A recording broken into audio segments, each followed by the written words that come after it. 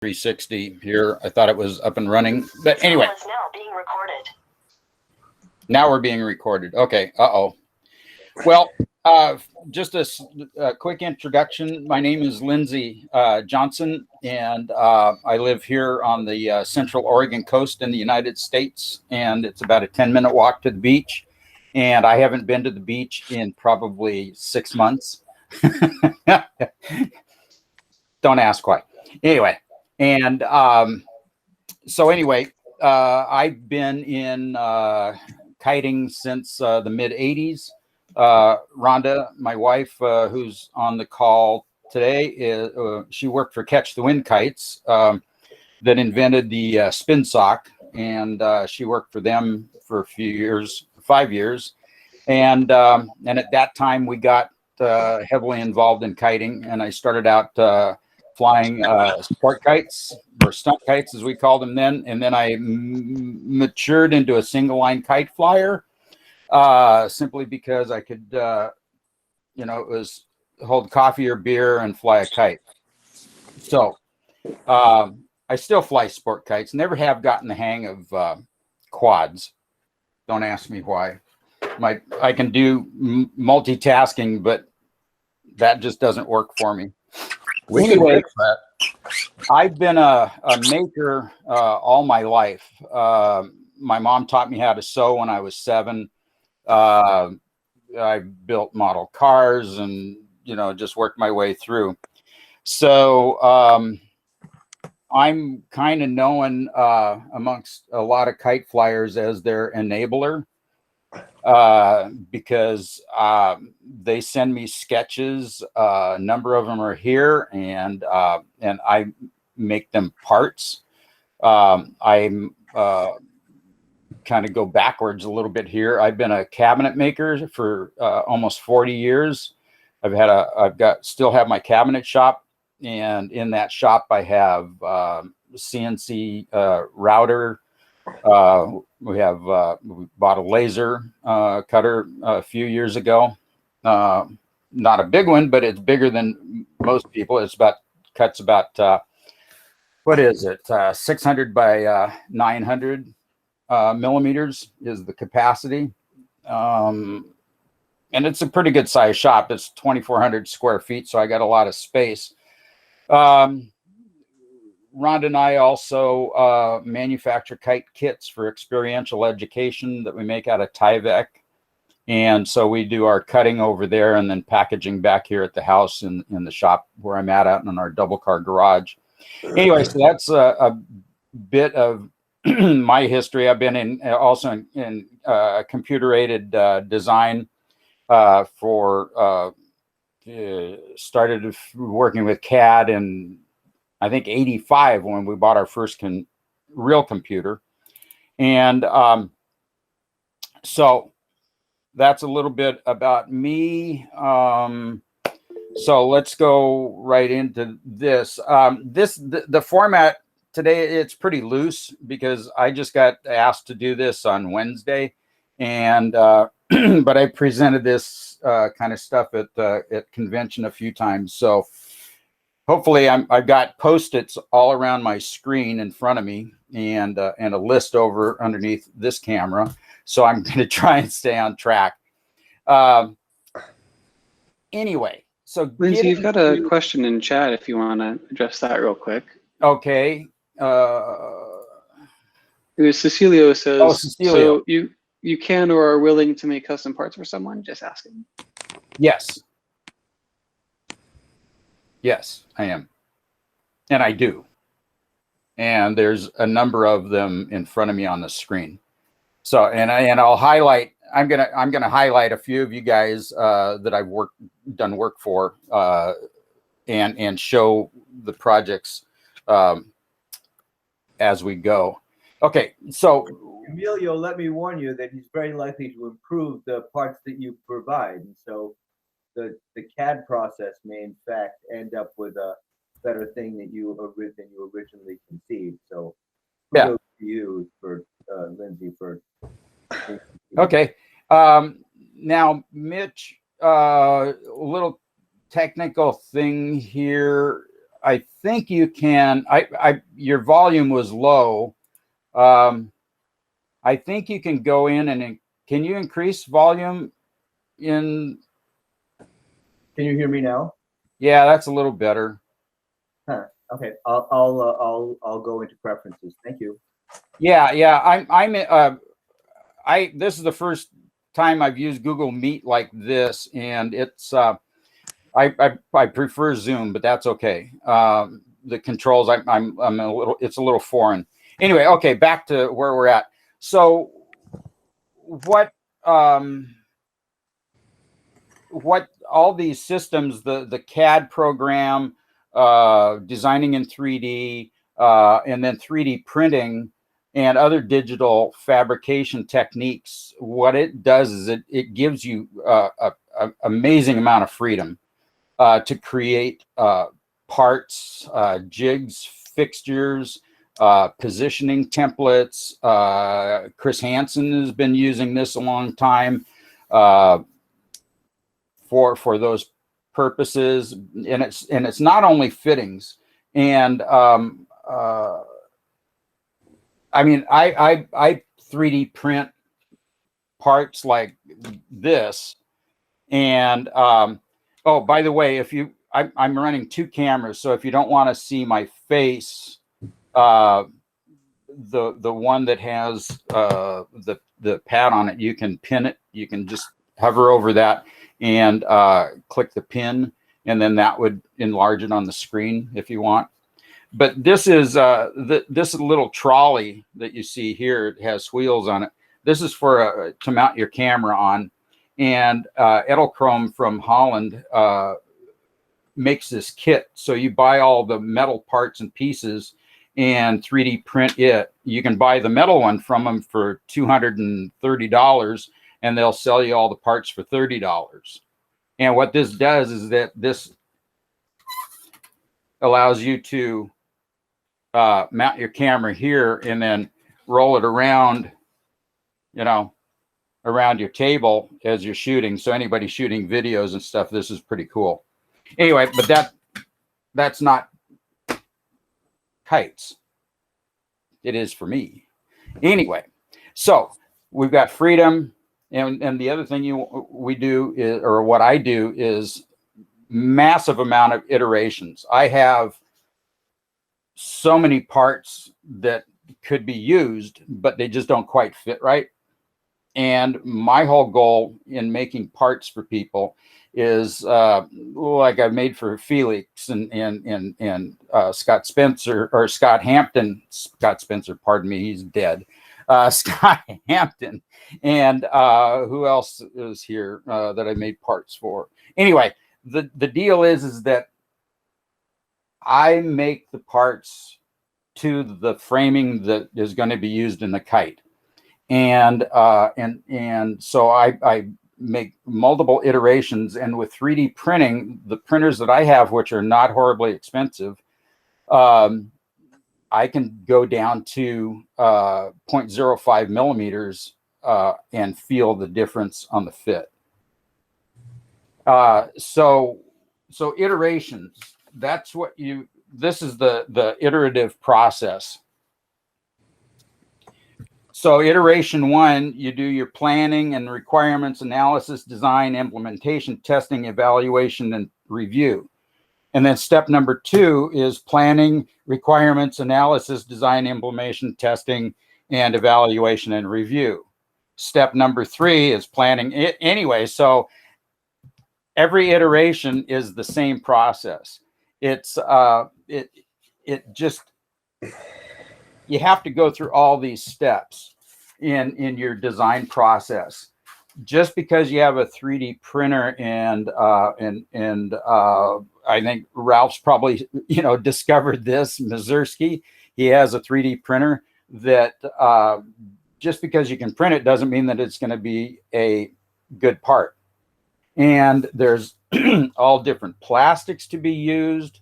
It's not just the design process. You can have this beautiful model, and then all of a sudden you print it and it fails. Well, that's not the model's fault. It's the process of the manufacturing. So there's all sorts of plastics to be used. PLA is your original, is the plastic that most people get started on, and and assume that that's the only plastic to be used. I have PLA. I hardly ever use it. I use it for prototyping only. Then you go to the next process, and PLA is polylactic acid, and it's made from cornstarch or starch based. So it is compostable. Then there's PETG, which is polyethylene terephthalate, and that is your water bottle plastic, soda pop bottle plastic, and it's tougher, but it's brittle.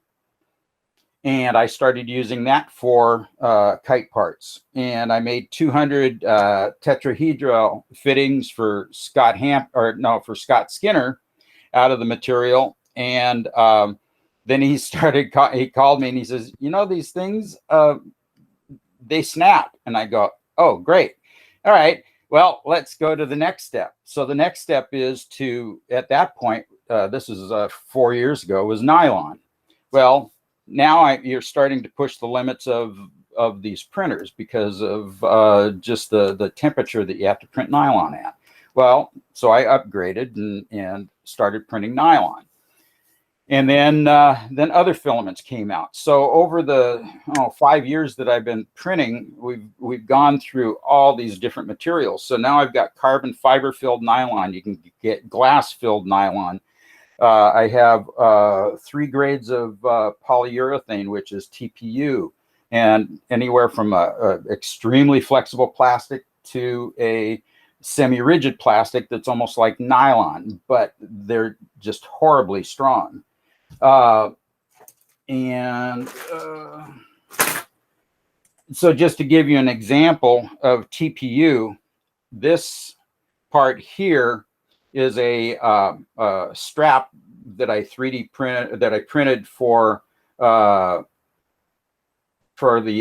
lights that I make for quad kites, and it's stretchable. This is the semi-rigid or the semi-flexible, and it has, I think it's a 7,000 or 8,000 pound tensile strength. And then this is the same material, only just very thin, like 2 layers thick, and I'll explain layers, but you can see how stretchy the stuff is, but extremely strong. This is, let me zoom in on this real quick. When you show something, could you possibly hold it in front of your chest? Yeah. Well, if you look at this, my other camera, go in and into the, how do you do that? Go into the attendees. Has 54 by it. If you click on that, you'll see that I've got 2. I'm in there twice. I think the camera with the microphone on is the one pointed at the table. Correct. Yeah. Right. And that's the default one on the Google Meet, as far as I can tell. Okay. Because that's the one that showed up for me when I joined. Okay, very good. Okay, so right now I've got a red fitting there. Everybody see it? Okay. So what I do when I test a part, I don't use fiberglass. I don't use carbon. I use metal rods. And these are, this is what I use right here. And these are transfer punches for machinists. And I have metric and English, and then I mic them. And so when you send me a spec, instead of me having to have a bunch of different carbon or fiberglass, I can just mic these steel rods and use those to size the fitting. But I also use them to test the parts, because I don't like, I don't care for shards of fiberglass in my hands when something breaks, and that's what I go for. I try to, everything has to fail, and once it doesn't fail, then I've got a good part. Or I get to a threshold that I know that, say you've got 3mm diameter carbon tube, which this part has, that that the carbon tube is gonna where that's gonna fail. But right now I'm using the steel rods, and when I flex this, it broke right there, and this is PET G, so this is a tough plastic. Now I could get that to probably hold a little bit better if I printed it at a higher temperature, but for the most part, PET G is, especially on layer lines, and I'll get into the anatomy of 3D printing shortly, but it just doesn't stick together when you're printing it very well. This, on the other hand, the red one, this is out of printed with a semi-rigid polyurethane, and I don't know whether you can see it or not, but I'm bending the steel rods, and I could probably I did. I bowed that rod. So this is one of my favorite filaments because it's really, really easy to print. Spence has been printing with it. I think Ralph Mazurski. Ralph, you've been printing with it, haven't you?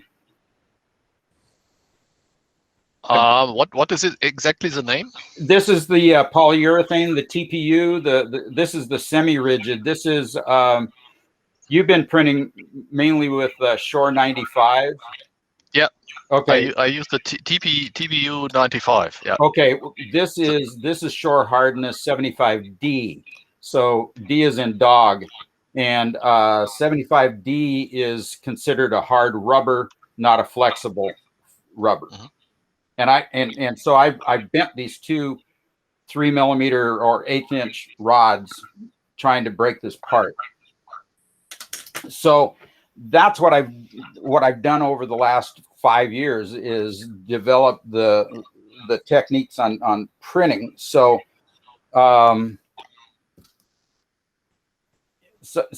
you've got to, it's not that simple, and I'm not trying to discourage anybody at all. It's just that there's a lot of work involved in getting really good parts. And it's just like when you're designing and building a kite, there's just a lot of work into the design, the structure, because you know what happens if it doesn't fly. It that iteration failed. So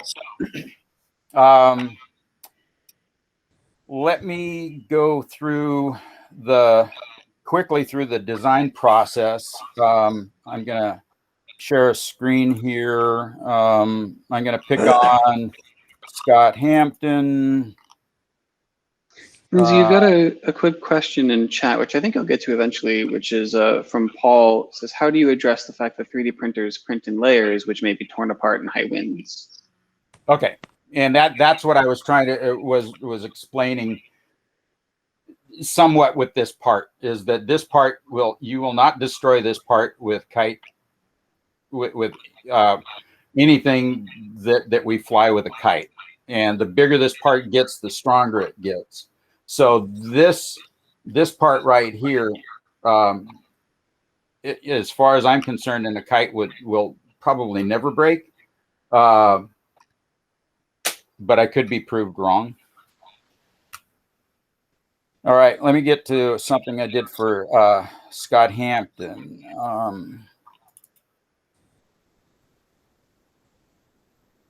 Oops. What happened to it? It's not what I wanted. Hang on.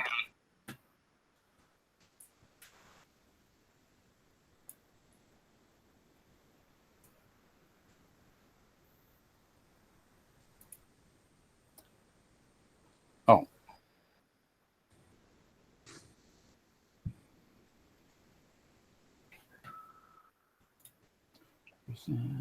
Window.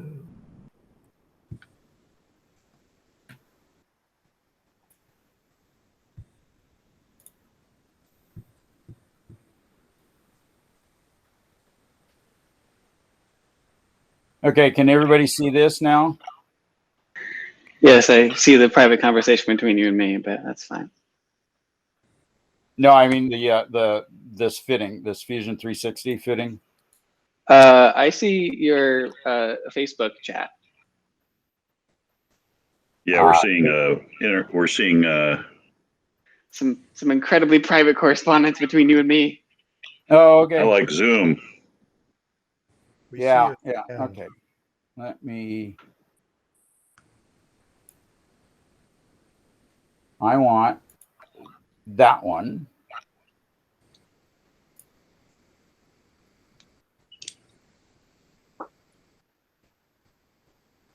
There you go. That's Fusion Okay. 360. I just clicked on the wrong window. Okay.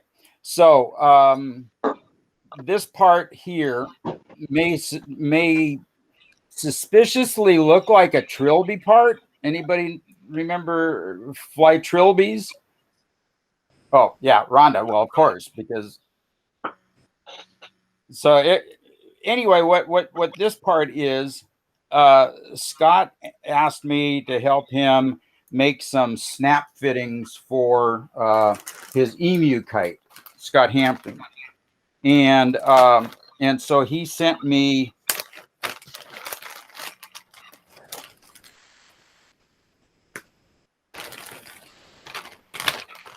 Let's see, how am I going to do this? I got to switch back and forth here. This is going to be a little clumsy. Okay, so we can see this board again.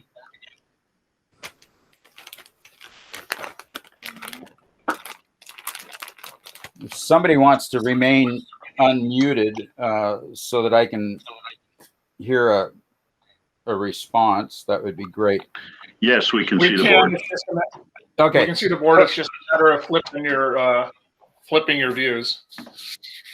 Okay. No, you got it right. It's the rest of us may have to change.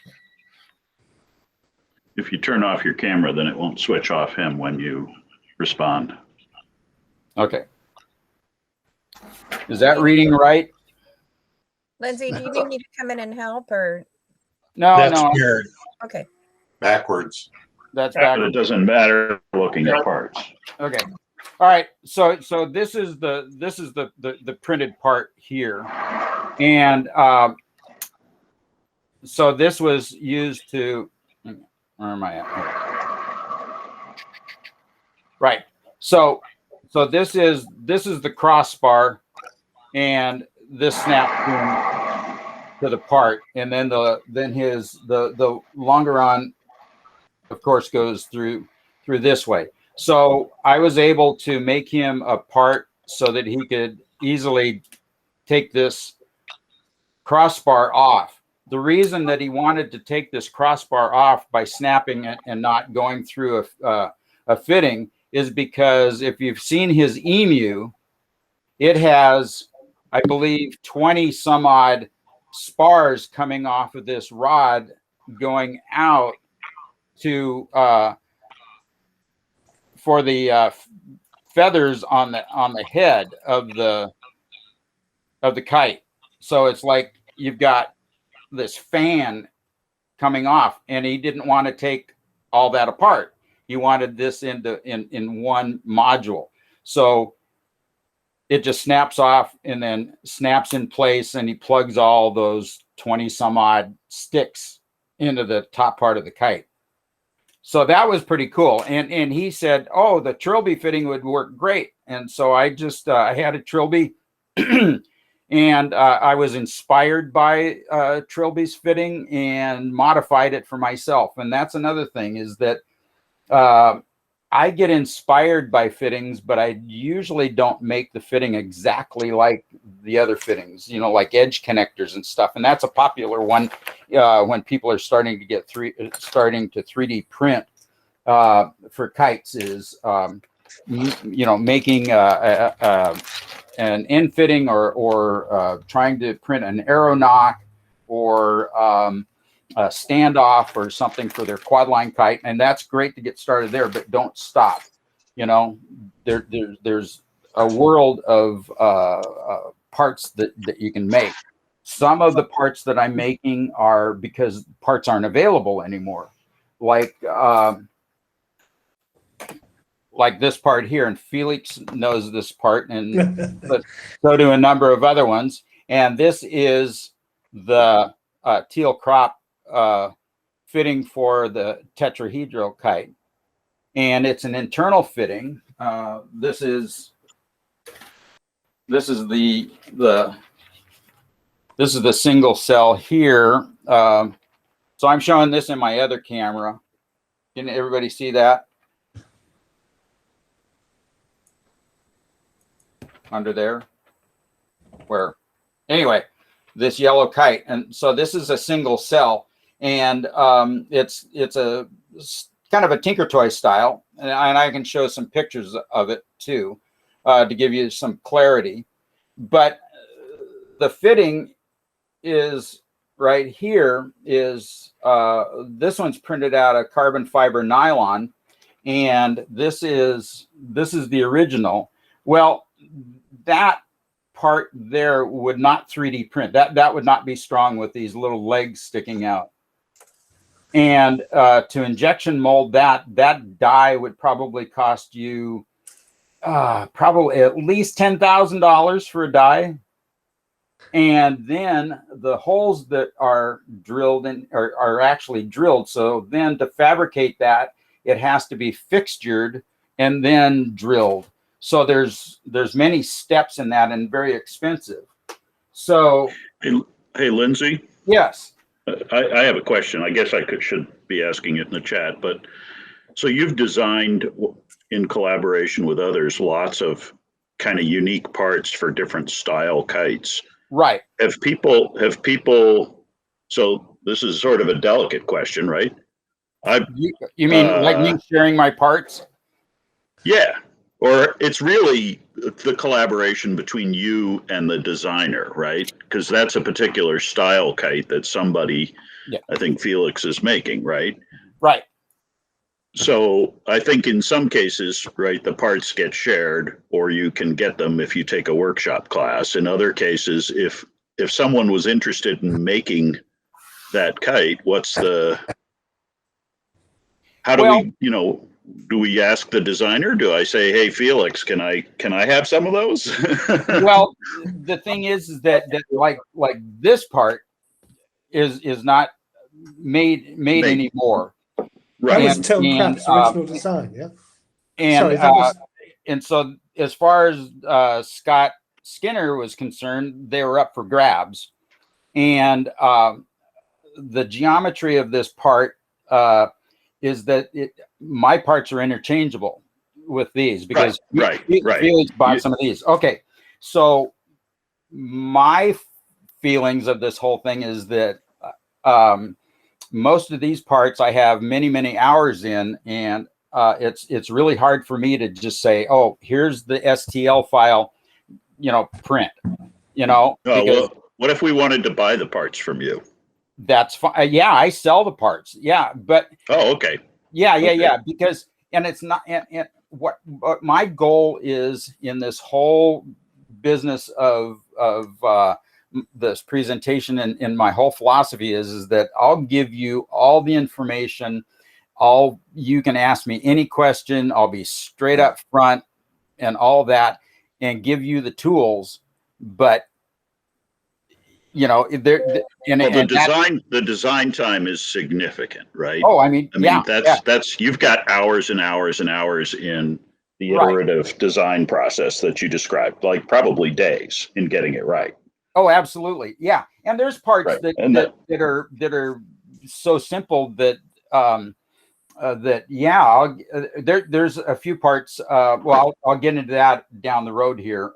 Parts that I'm going to be sharing, just because they were simple to do, and it just gets more people out, flying that kite.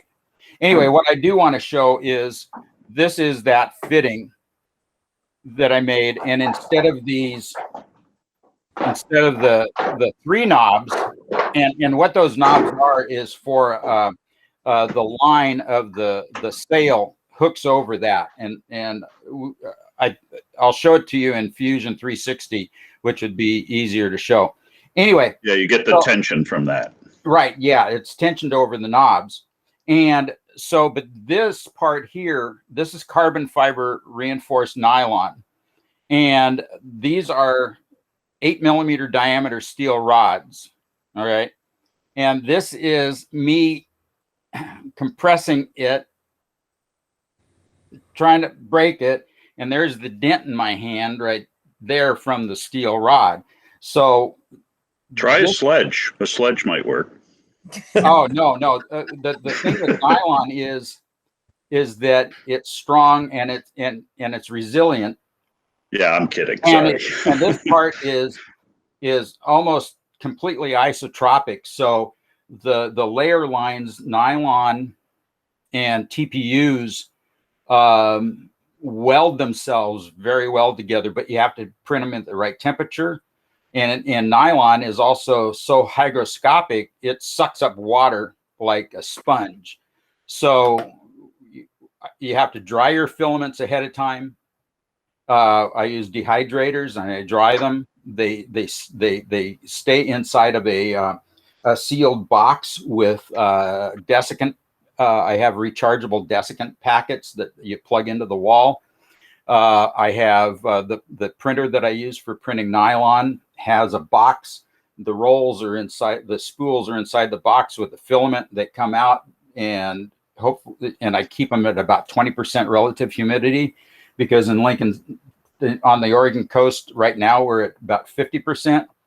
And what happens is that we're printing the nylon at 260 C, so that's 500 degrees, and if there's any moisture in the filament, it boils and it spits and steams, and then it just totally degrades the part. So anyway, that's Lindsey. Yeah. Can I two questions? One is the trilby part that you showed, which you think can click in and out of it, must have been a little bit flexible. Is that TPU? Yeah, that is. God, where did I put it? You put it into a little bag. Did I put it back in there? Okay. Anyway, yes, that is the semi-rigid polyurethane. It's from a company called Ninjaflex, and it's their filament called Armadillo. And then and let me go through just real quick on the TPUs, the polyurethanes. They're spec'd in shore hardness, and that's a standard specification for the durometer or hardness of the plastics and rubbers. And so this part here is 75D in the shore hardness range, and D is for hard rubbers, A is for flexibles, and then there's this is Ninjaflex, and it's an 85A. So this is the flexible, and it stretches. And then there's the cheetah. What do I have printed out of cheetah? Or Sane Smart. It's a 95A, and that is like this part here, which I use for edge connectors. Let me see. Let me zoom in a little bit more.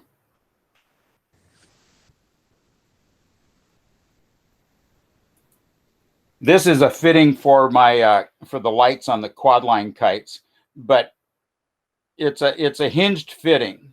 So this could be used not only for that, but you could make, and which I've done, is make a edge connector for a kite. This guy here is your crossbar, this being the leading edge, and it folds up and stores in the bag, and it never comes off the kite. And then you can flex it out this way to go to the dihedral, which is really cool. And you can bend this all day. I mean, you can't break it. It doesn't fatigue. Yeah, and that's the TPU. This is the 95A, and this is what Ralph Mazurski's been printing with. And but this part here is out of the 85D, which is or 75D, which is the semi-rigid. It's closer to nylon. So the other question that I had was, and I think this is getting to the previous question, some of these parts and pieces must be proprietary to the people for whom you are making them. Some of them are, yeah, but also it's what's in that one part can be used in another part, you know. So it's not just, I've taken okay, this part, for example, which is a if class that we teach on the Soso Tomitomo, and this fitting here is out of nylon, and you can see that it's the color of it. This was dyed with fabric dye. Nylon, because it's hygroscopic, you can dye it any color you want. Well, this is a threaded fitting, so there's a nylon screw, and in that fitting, I printed the threads also. So the screw just goes right into the part. I do run a tap in and out just to clean residual plastic, but other than that, it's all printed. I don't print the screws because the strength that I can't, 3D printing won't print strong screws. This kite part is a snap-on part, so we use these nylon snap that they're like little rivets, and it snaps onto the kite. Dick Toonen has one. He built one from a kit. Ralph Mazurski just won one of our kites in the Phil Broder's auction for the cancer research. Let's see, there's probably some people that have taken some of our Tomitomo class that have these. I mean, there's just so many parts. And what I should do is just, let me go to Google. I've got some albums opened, and Yeah, I didn't mean to distract from. I didn't mean to distract you from the. No. And what I'm doing here, like I said, this is just kind of not a free for all, but you know, it's. We'll get into the technical stuff here pretty quick, but I'm trying to emphasize what can be done with 3D printing, not just edge connectors. You know, that's the whole beauty of this thing. There's so much magic that can be done, and it's a lot of fun, but you have to get into a totally different headspace, because you can I'm sorry, I get kind of passionate about this, because there's stuff that you can do inside the fitting that you cannot do any other way, because I can put voids inside the part that you'll never see that make it hinge or make it stronger, because you can create a hollow part that you'd never be able to injection mold. You can make, oh geez, what did I do the other day? It'll come to me, maybe. But there's just magic that you can do inside. Oh, I know what it is, and I'll show you in a minute. But it's a simple little fitting for Scott Hampton's tumbling cube that's being presented in the Fort Worden Kitemakers conference online class. And so people are going to buy the parts from me, and I ship them off. But anyway, it's just this tiny little H fitting, and he made he'd been using just a vinyl end cap, snipping it off, putting another hole in to make a cross, you know, just a cross fitting. And what I did is that I printed it in a H pattern out of TPU, and the rod's storing it, and then it crosses, and I'll get that one out in a minute. But anyway, but what I did is that the part where the rods go through, you want that thing to grip, but you also want to be able to adjust it. So what I did is that the main hole going through the part was sized so it, it had a little resistance, but then I put inside that hole a tiny little restrictor and made the part smaller inside. So you have to push hard to get the 2 millimeter rod in, but once you have it in, it grips, but you can still adjust it. And that, you would have to do step drilling and all sorts of stuff to make that part mechanically. Where with in 3D printing, you have the ability to do whatever you want. Lindsey, you got a handful of questions in chat. Maybe we can go through some of those. Sure. First, you've got Mickey says, Lindsey, would you consider writing a book about this specifically for the kiting audience? Forgive me if you already have. What I did do is that I wrote one article for Kiting Magazine, for the AKA Kiting Magazine, but that was in 2017, and I just talked to Daniel Prentice about doing another article, like not for this next issue, but the issue after. But yeah, I like writing, and I've got so much material that's stuck in my head that I forget about until I start talking about it.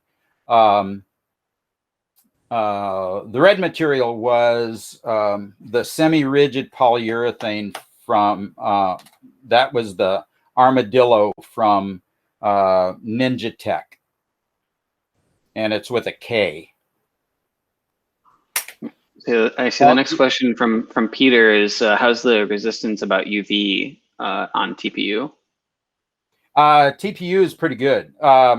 If just go do a Google search on TPU or any of these plastics I'm talking about, and you can pull up data sheets or I mean, I do so much research that way. Just type in UV resistance of TPU, and you'll get a crap load of stuff.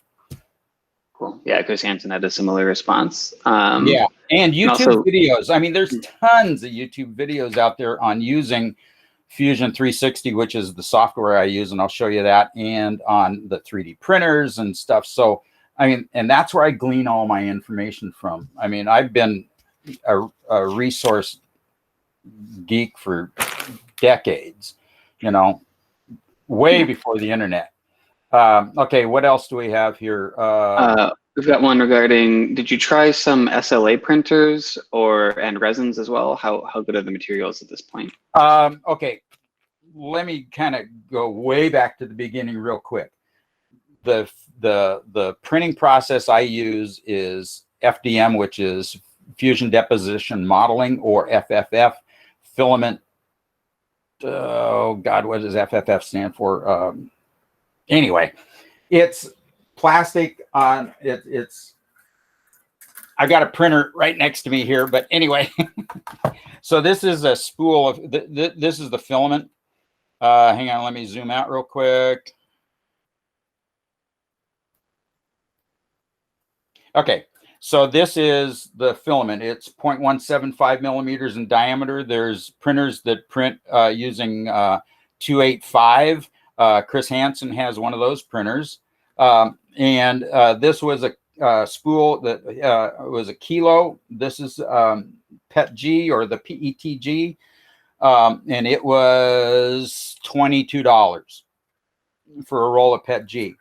And I use this for fixtures and jigs and stuff, and prototyping because it's inexpensive. Nylon is probably, I think it's close to $80 a kilo.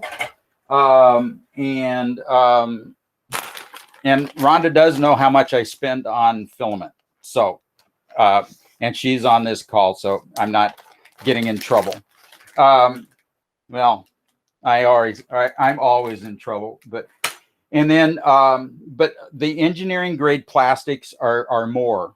I mean, there's some filaments that I'm looking at using that are, you know, $150 a kilo. But in the grand scheme of things, you know, that little part there, if it's made out of, you know, PETG or nylon, you know, you're talking, you know, a few cents difference in the cost of the part. Not a great, it's when you start printing the big stuff that things go up.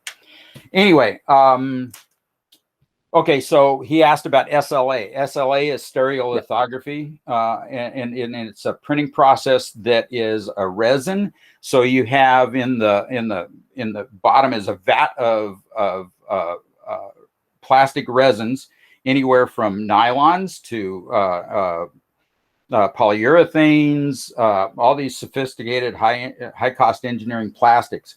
So you got this vat of goo. And what it does is that you have a plate that, and it comes down from the top, and I'll gesture in this camera. And so it, and then in the bottom is a vat, and underneath that vat is a, most of the time it's now is a LCD display, a monochrome LCD display. And what it does is that it projects the image of the layer that you're going to print. And this plate comes down and it exposes that material and it hardens it.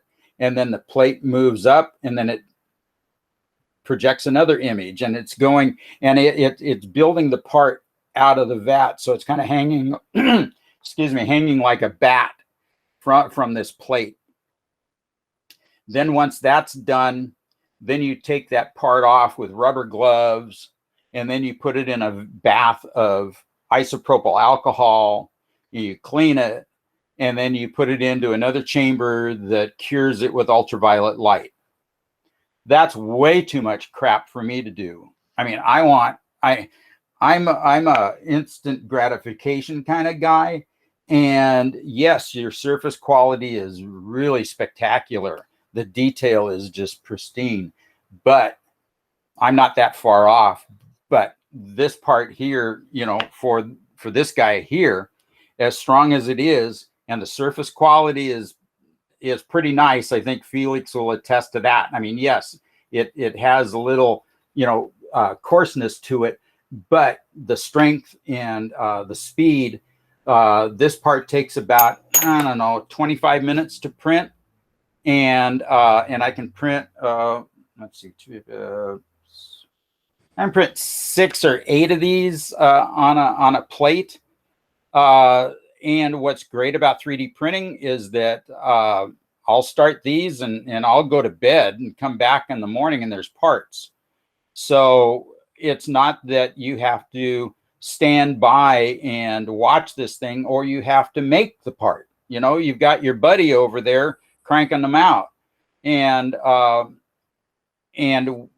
so that's the other thing that's great about, you know, robotics or you know, the 3D printing or my CNC milling machines or my laser cutters, is that, you know, it's working and I go do something else and I come back in a half hour or an hour, you change it out, go back and do some other work. So any other questions? Yeah, there's a question from, where is it? From Craig. How well do the different filaments age? APA fittings turn to dust in a few years. Is that a problem with 3D printed filaments? Don't know. I mean, yeah, we're into it about, you know, 6 years or so.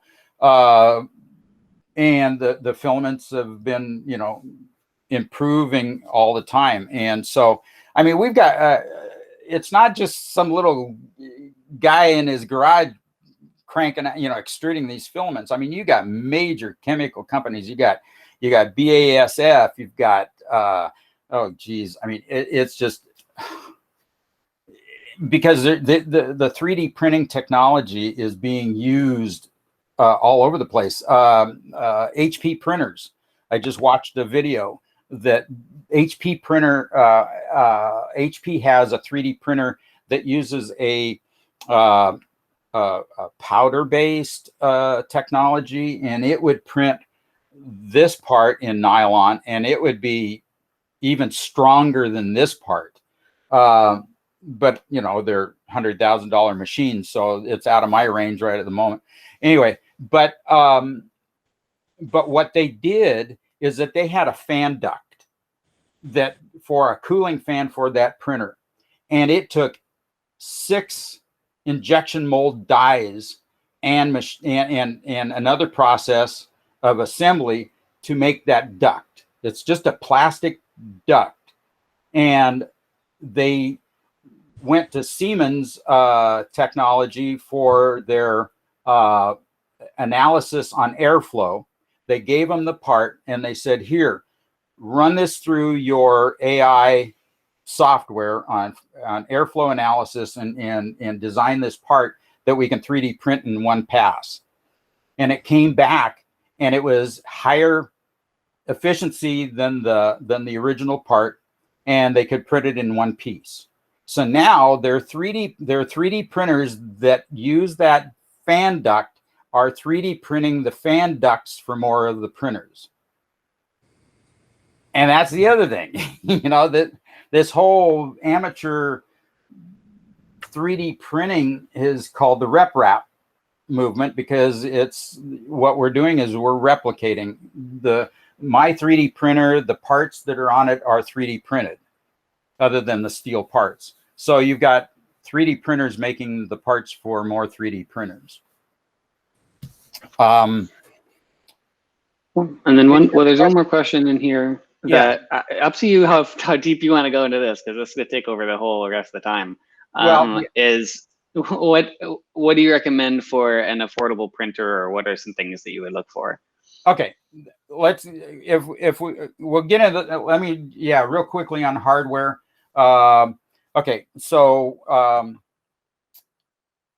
Chris Hansen has a printer called a Taz, and it's out of Colorado. And the current Taz pricing, Chris, do you want to chime in there? They're a couple $1,000. Is Chris Hansen still on? Yeah, he's still on.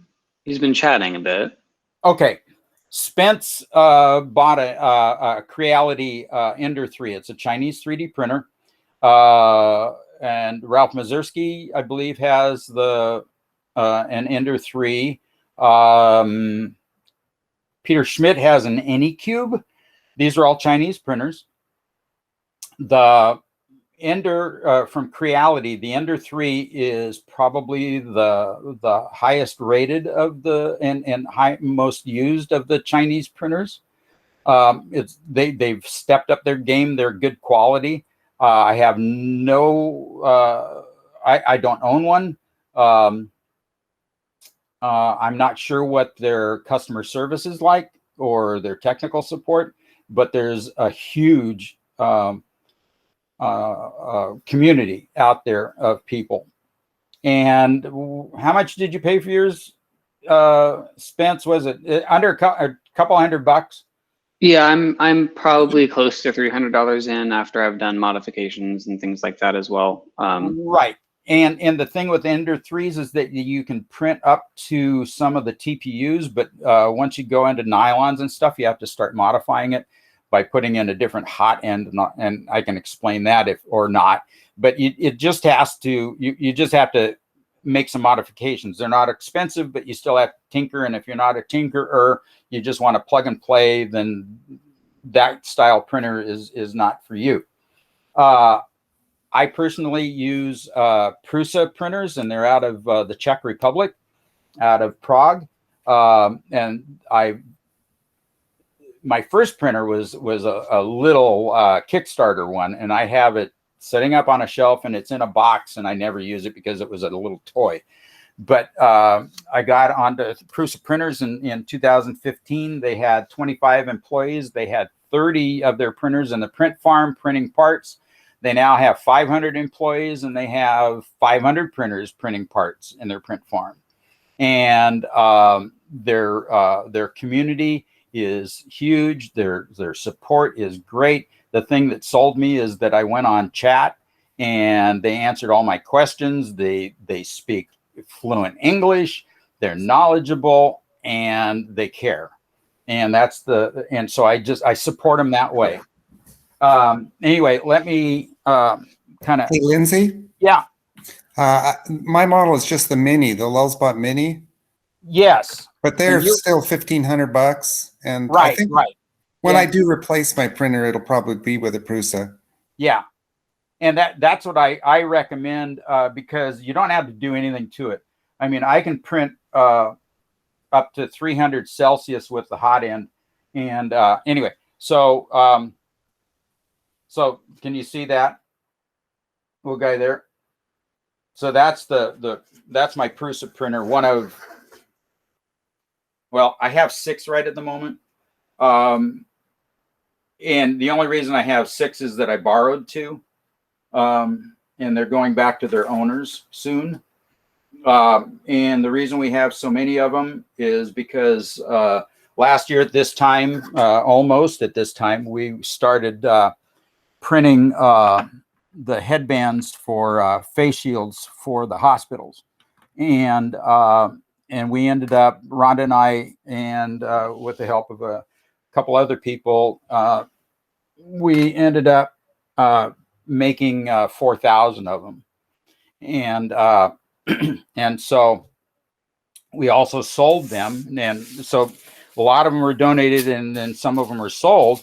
And what it was is that for what we sold at retail, we sold them for like $10 a piece. So for every 100 headbands that we sold, I could buy a printer. And I thought, well, that's cool. so we went ahead and bought a few more printers, and found a couple of used ones that I didn't have to hardly do anything to. Anyway, so that's the Prusa printer.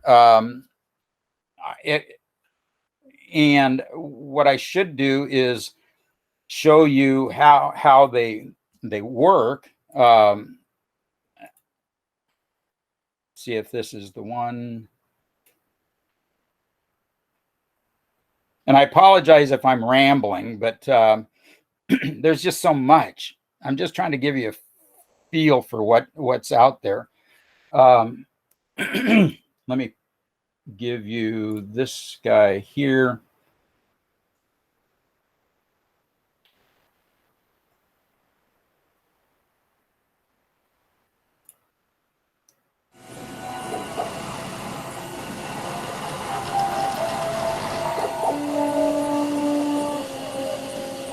So this little printer, this was my first Prusa printer, and I paid $500 and something for it. Don't see it. Don't see it?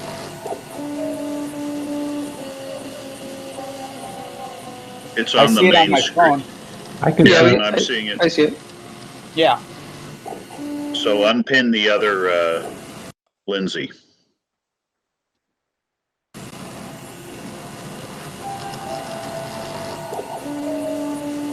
So what it's doing,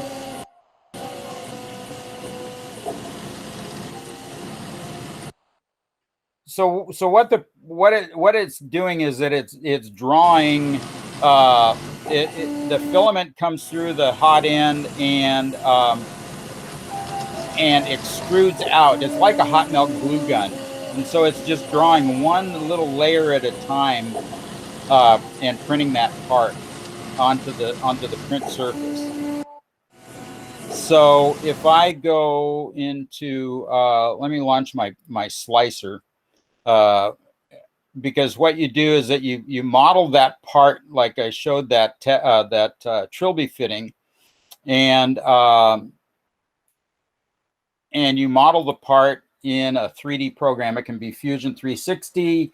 Tinkercad is a good way to start. Spence started, I believe, out on Tinkercad. Chris Hansen, I think, Chris, are you still using Tinkercad, or did you move up to Fusion 360?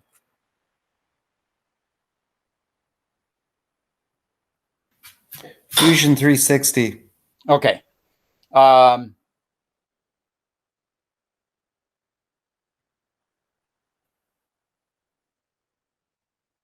Okay. Yeah. So Tinkercad's a good place to start. Fusion 360 is a professional 3D modeling program, but it is free with some restrictions, which is fine. Otherwise, if you want a paid version, it's I think a $400 a year subscription. But if you were years ago, before the subscription policy was in, or business model came in, that program probably would have cost you one seat for probably about $12,000. So it's, you know, $400 a year. If you're really into using it, it is the way to go. Let me present this window here.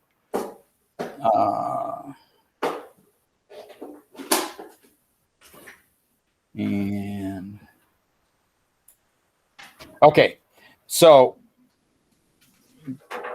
everybody see this one?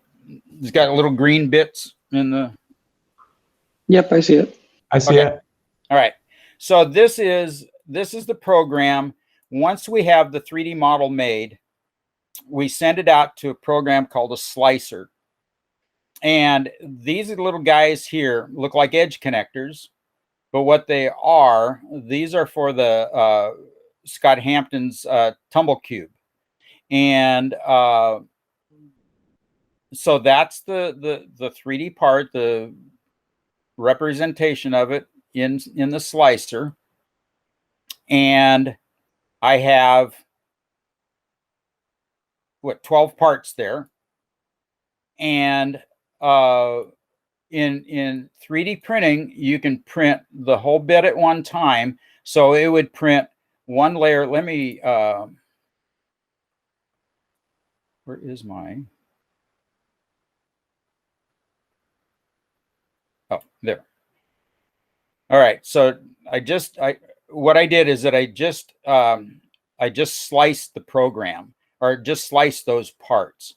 So what I did is that the program came through, read the data that you know, that the model was made out of, and then it sliced it layer by layer. And so it comes in here and it prints that little bit first, then it prints the next one, next layer, next layer, next layer, next layer, and it builds the part until it's done. And the layers, the layer height for this, the amount of for each layer is 0.25 millimeters. And I use that pretty much as a default. It's kind of a draft mode, I guess you'd call it. And then I print up to 0.3 millimeter layer thickness. And the reason I do that is because it's strong. It cosmetically or aesthetically, it still looks good, but it's faster. If you print at 0.1 millimeter, it's going to take you twice as long or over twice as long to print that part. And I don't have the time. Even though I have the printers, I don't want to take the time. Okay, the other thing that I do is that I print what's called sequentially. And because in 3D printing, your biggest issue when you're first getting started is getting the part to stick to the build plate. And it will fail, and you'll have this rat's nest of plastic fiber, you know, and it just because the printer doesn't know that that the part didn't stick. And so it just continues printing until it's done. And there's people that come back with this with basketball size, you know, wad of plastic, and they're called failed prints. And I hardly ever have them anymore. And once I've said that today, probably I'm going to be hounded by them for the next month. But no.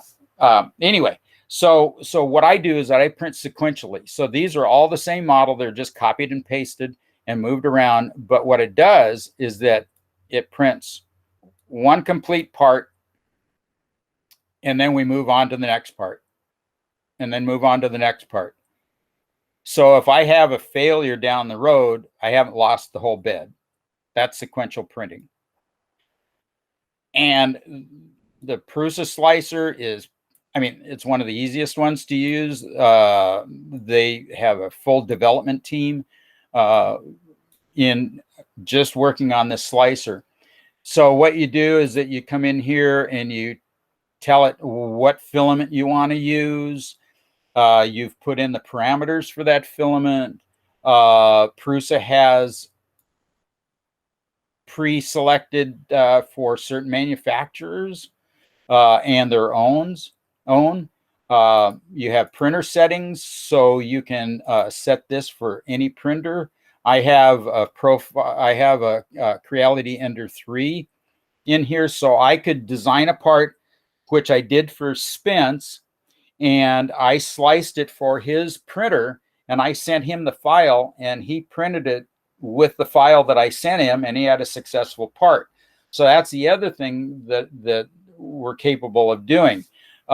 Peter Schmidt has Anycube, one i3 Mega, and he's taking Scott Hampton's class, but he's in Germany. And so rather than shipping the part, I'm selling him the parts at, but I'm sending him the file, and he ordered his own TPU, and he's going to print his own parts, but he's still compensating me kind of like, everybody else is. And I'm fine with that. And then as long as he promises, not to, make a gazillion of them, I'll be okay. And I'm not in control of that. But anyway, what I can do is that I can slice it for his printer. I'm also going to send him the 3D file, and he can play with that on his own. So that's the other thing that you can do, is that you can collaborate and share. And then we get into the printer settings, and the printer settings, it's like, what's your layer height that you want? How many perimeters or walls around that draw around the part? Does it go around just once? Does it go around 3 times? That determines its strength. There's all these variables, and I'm not trying to make it sound difficult, because it really isn't. And the great thing about Prusa and other slicers is that they have a lot of presets, so you can start with their presets and then start playing around. And when you experiment, remember that you can only make one change, and then you have to make a print, because if you make 2 changes, which one affected the part?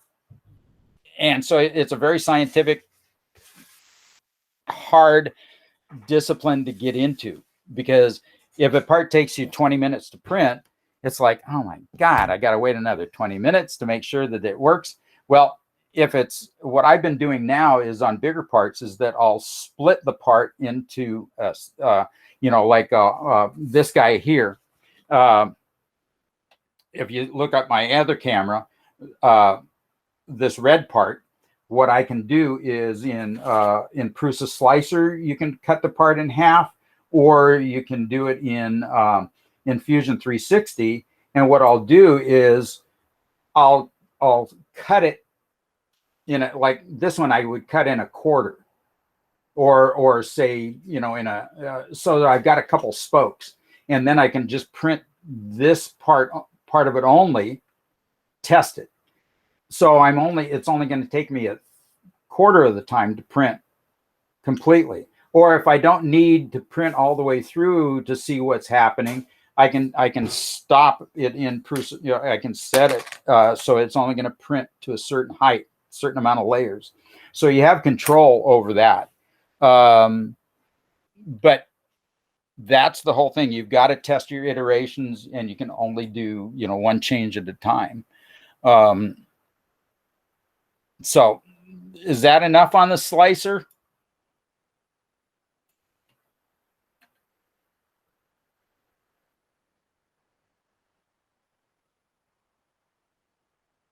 Everybody shake their heads. Yes, it's enough. Yeah, it seems like it. Okay, very good. Then I will just get out of this guy. I'll stop presenting. Okay. What time is it? 9:40. What time are we going to? You've got another about 19 minutes. Okay. All right. So let me get back to Fusion real quick. Let me present this guy. Okay. So well, I said, Lindsey, you mentioned about failed print, so I thought I'd share. Here's kind of an example of a failed print. There it is. It's not quite what I was going for, you know. No, but sometimes it can be art. You can make a mobile. Yeah, a mobile. Hey, anyway, okay. So let me just real quick. This is one of the magic things that I think people just get blown away by. Okay, so this is 3D printed chainmail. And there's those guys that do LARP, which is live action role play. And they print all their stuff out. They're 3D printing their armor, swords. Well, they're now 3D printing chainmail, 3D printing the crossbow, 3D printing the arrows, and they're testing their chainmail to see how it survives with their 3D printed crossbows and arrows. Okay, this was printed at one time on the plate, and it came off in a sheet. And then you took this and then you just started crumbling it up, and you end up with this really cool, flexible, almost like fabric.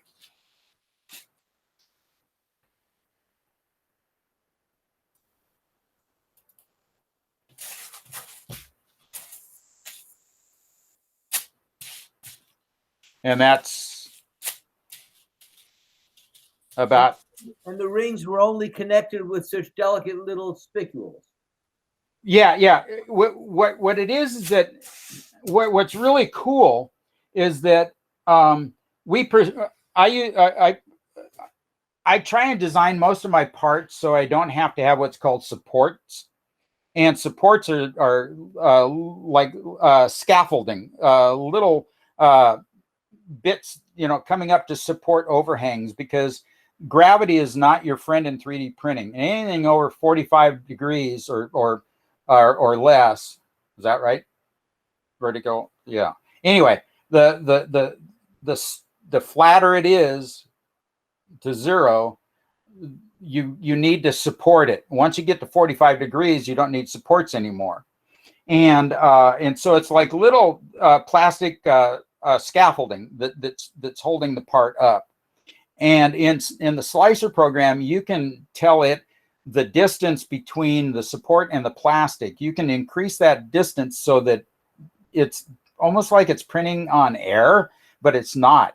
And what that does is that enable you to detach the support structure easily, and not leave any evidence of that on that part.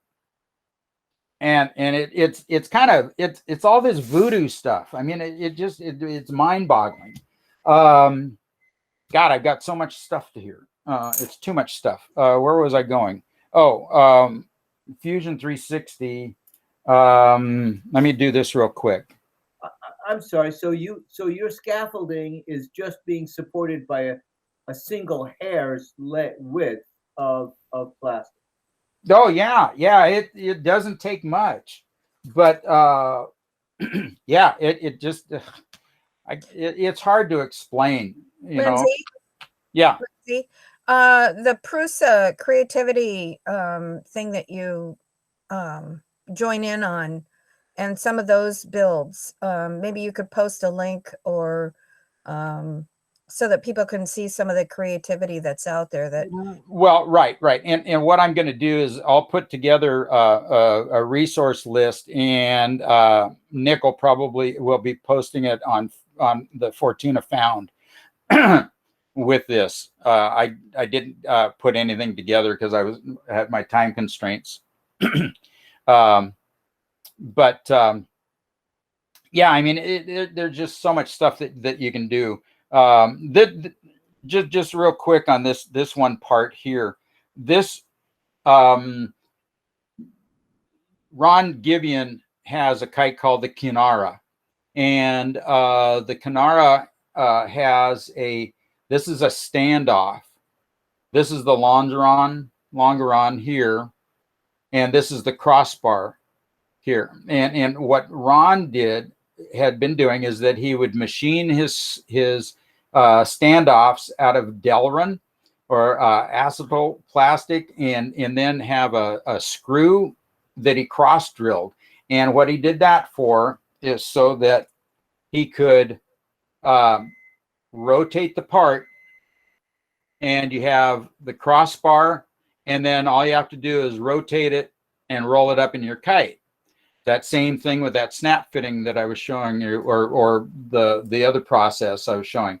Anyway, so I said, okay, so the first one I printed was just this with 3D printed threads, and we put a screw in. And then I said, wait a minute, I can print that all at one time with this inside the part. And if you can see this, right in here is that stem. It's kind of blurry. I should show you in Fusion. Lower it toward the mat. You're better focused when you're closer to the mat. Here you go. Okay. So internally, there's honeycomb to make the part light. There's a stem that comes down from the part, and it has a knob on the bottom. And I have about 7 thousandths of clearance on each side of the post that's down inside the part. And then when it prints, the bottom and the top have a little bit of residual plastic in it. So all you have to do is, when it's all printed, you take this part, you put the spar in, and you go crack, crack, crack, and then you turn it around. And now I have, that's all printed in one piece.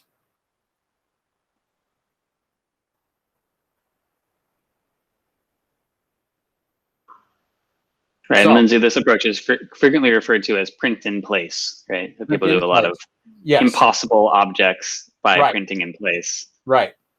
And that part now, I think I printed them out of nylon because we did have failure on the stem, but then I just made the part just slightly bigger, made the stem and everything inside just a little more robust, and that solved the problem too.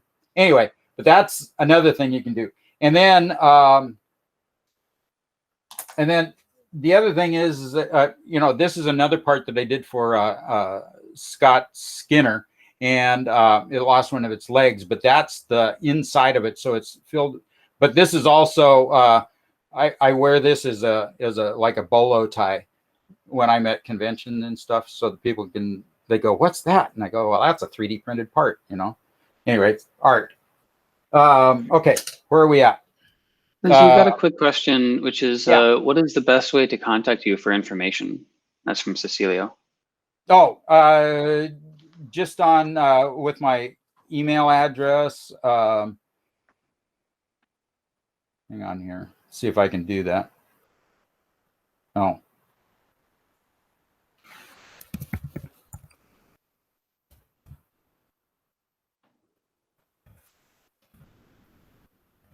What if you just have Nick send it out later to everybody? I'm putting it in chat. Oh,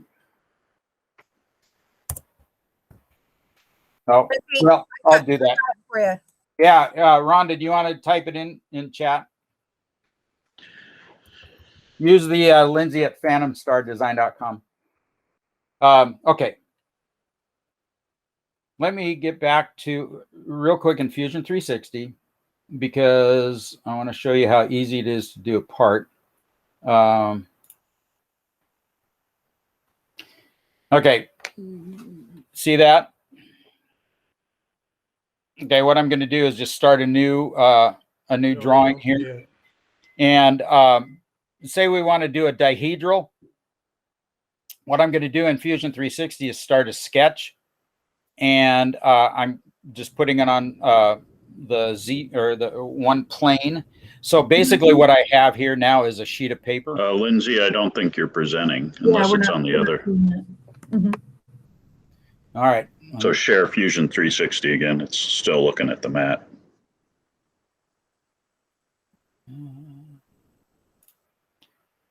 Try that again. Window. Fusion 360. That. How's that? Got it. Better? Yep, we see it now. Yep. Okay. All right. Good. So what I did, let me delete that. Okay. So, come on.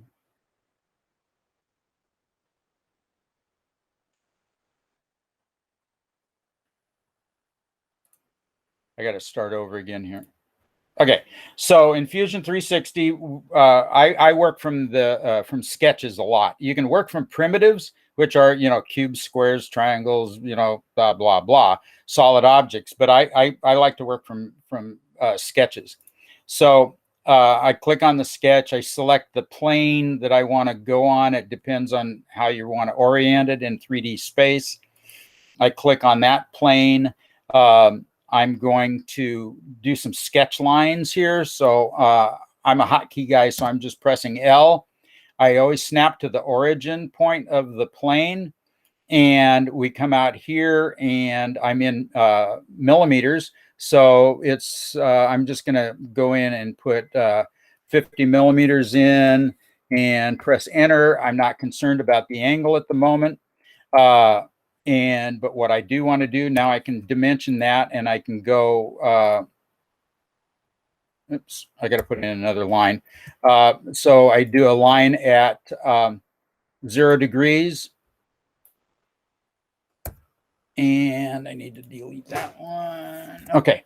And then you go in and you can dimension this line. Okay. So a 30-degree dihedral is 15 degrees on each side. So I come in here and I just type in 15. Now I got a 15-degree dihedral there. I'm going to change that to a construction line. Now I can, what I can do here is finish that sketch. And now I just have this 15-degree line.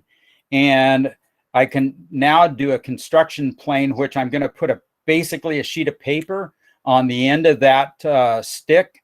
And I want to do a plane along path. So I select that. That's my path. And I can slide this plane where I want it. But I typically just for grins and we're just going to place it there. So now I have this plane on that path. And now what I'm going to do is create another sketch. And I'm going to use that sketch there. And I'm going to put a circle on and say I want a 3 millimeter rod. So I'm putting in 3 millimeters. And say I want a wall thickness of 2 millimeters. I can offset this circle and type in 2 millimeters. Now I've got a wall thickness of 2 millimeters. I come in here and I'm going to extrude this guy down to there.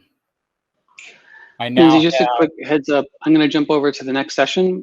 This Okay. thing will stay open until everybody's gone, but I'm just going to get the next one started. Okay, very good. Thank you. And now I've got this, I've got half of that. And so now I can come up here and I can mirror, and I'm going to mirror, I have to select a body, and I mirror that body, and I select my mirror plane, which is right there. Okay, now I have that, and then I can do the same process of putting a sketch on that plane, and I can do another, say you've got a 5mm one there, and let's give it a thicker offset of, say, 3mm, make it a little more robust on your on that, and then we extrude this guy, and this time I'm going to do a symmetrical extrude and pull it out that way, and then we're going to grab that face and we're going to bring it into that part, and you see it did it from both sides, and we click OK, and we come in here and we're going to combine these parts together, and one's a target body, one's a tool, and I join it, and that part is now joined together, and I do it again to the other side, and that's my target body, and that's my tool, and we're joined. Now we have one solid 3D part. Now in 3D printing, this would be a pain in the ass to print because you don't have any flat surfaces. So my dihedrals that I print always have, let's see if I can grab one real quick here.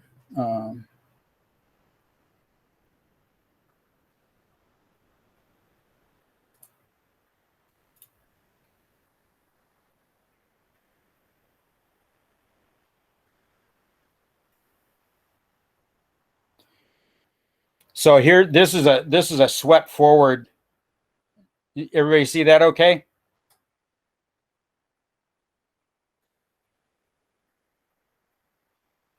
Yeah, we can see it. Your head, yes? Yes. See it? Okay. So this is a compound dihedral. Trying to remember who I made that for. It's been a while. Might have been Scott Hampton again. Anyway, so this is the flat surface here. This is what I'm going to put on my print bed. So it's going to be rotated like that when it's printing. So I don't have to have any support material. This stuff will print all very well on its own without any supports, simply because of the size.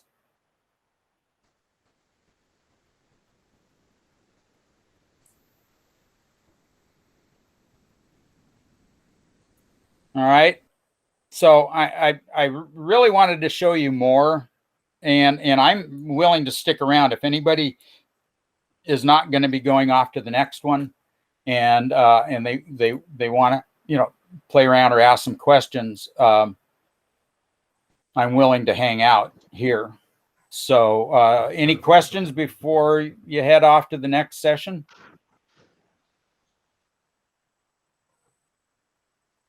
Sure. Looks like you've got some in the chat. You've got.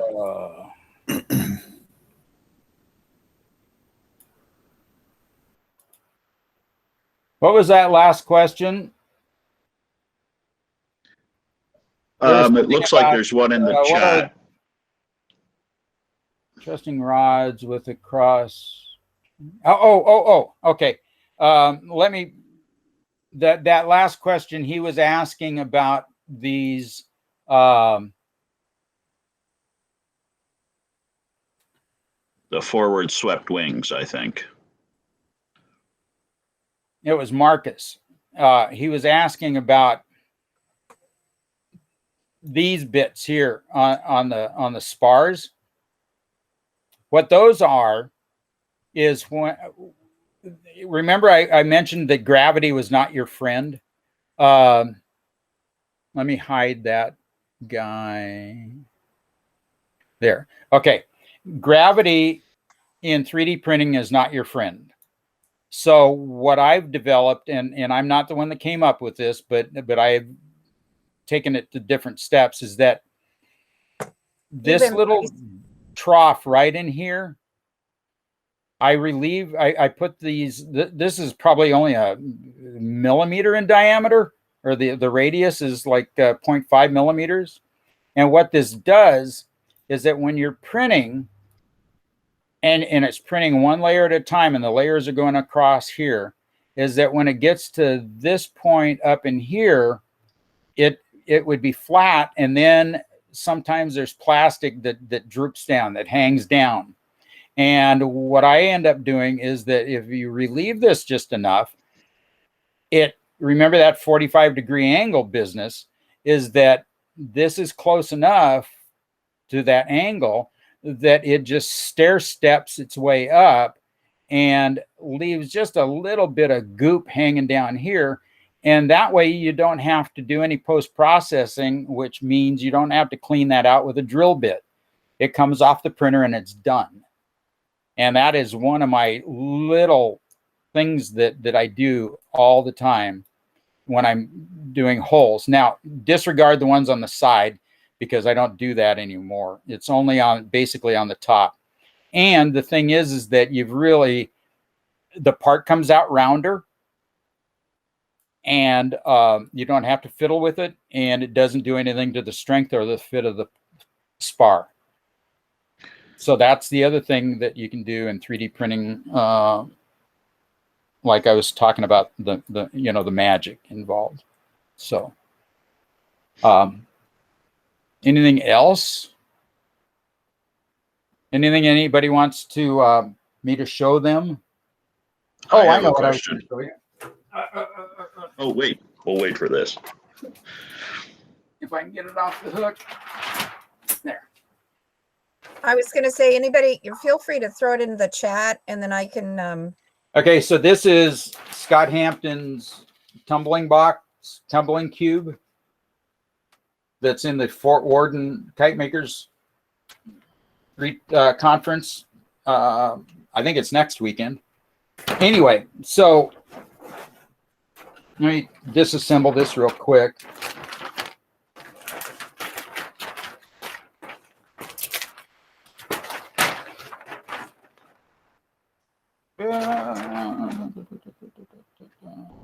Zoom back here.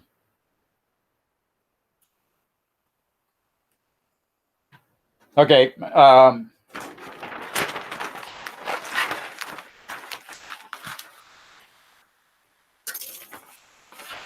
And let me take out one of the verticals. So you can see he's got his pocket sewn, and oops, wrong one. You're not taking the verticals out when you're packing it. I'm just taking it out to show you the part. Okay, so Scott was using, zoom back in here. Okay, so on this part, grabbing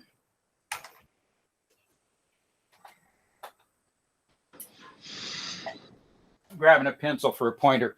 So Scott was using an end cap here, and he was using a standoff from a sport kite. This is a 2 millimeter rod, and so this part would slide on, then he'd put the end cap on. Well, this part stuck out, perpendicular from the rod. And so he wanted something that was all one piece. And that was what I showed you on that build plate where I was printing those parts sequentially. And so this has just a light fit because it's being held in at both ends, in the kite. So it doesn't need to have a lot of grip. This part here is the same because that's under compression. This is for where the X part of the crossbars go. This is that part that I was telling you about that was printed as an H, and it rotates and it goes from corner to corner to hold the box open, and then it folds back up and you roll it up in the kite. And there's 2 of those. Well, also I was telling you that this, I'm pulling on this and I can't get that rod to move on that fitting. The vinyl end caps that he was using, if you the tumbling cube, if it hits the ground, this would slide down, and he didn't want that. So that's where I put this little tiny restrictor right inside there, so I can slide this, but I can't move it like this. I have to grip onto that and slide it and fix it. And that's, once again, the nice thing about 3D printing these parts, is that you can do these little bits of magic and get some really cool results. But this is the semi-flexible, or the semi-flexible polyurethane. And you can twist this up probably, I don't know. I think I've twisted some of these when I was testing them probably 3 or 4 times, not getting any failure. So there, my brain hurts. Oh. Hey, Lindsay, it's okay. It doesn't bother us a bit. Here's some more cool stuff. This is for the kite behind me. This is Ron Gibeon's Humble Bumble, and this is the Hummer. Is right here. Does that everybody see that? In that one, anyway.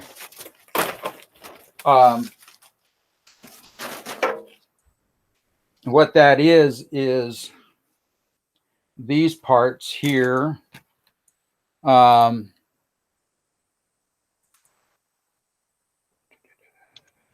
me share one real quick with you. Tetra Bits, Humble Bumble. I'm going to share some photographs. Sure.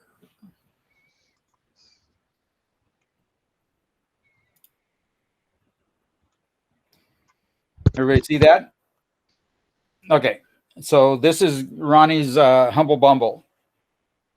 And he asked me to make some parts for him. And he sent me little bits of wood that he drilled out and said, I want something like this. And I said, okay.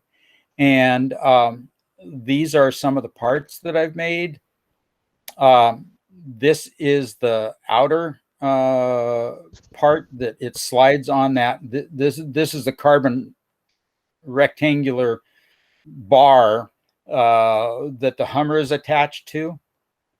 And this bit here has a snap fitting that snaps on the 2mm fiberglass that goes around the kite.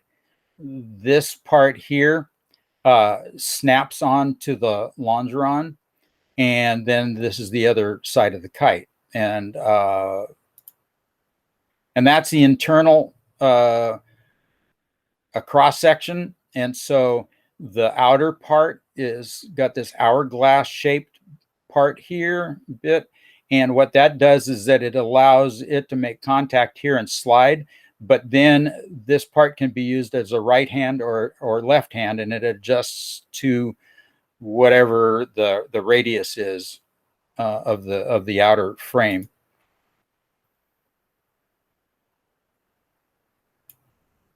And then this fitting here, this is the longeron.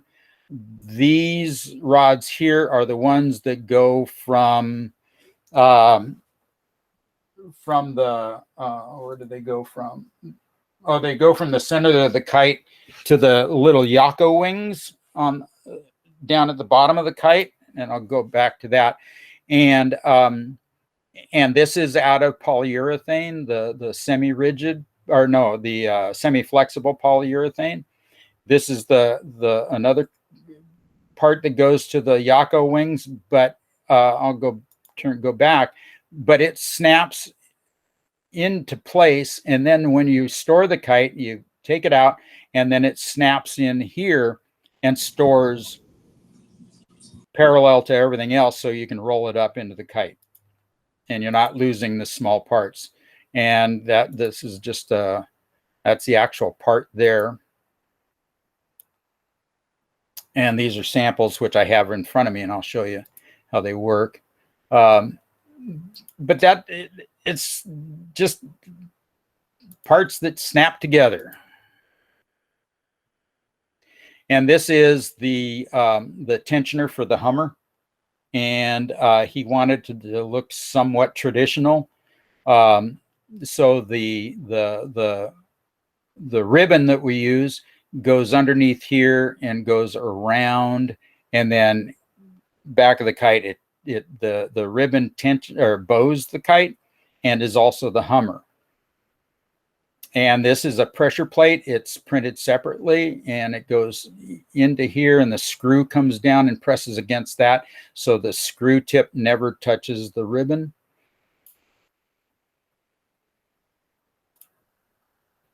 As you can see here.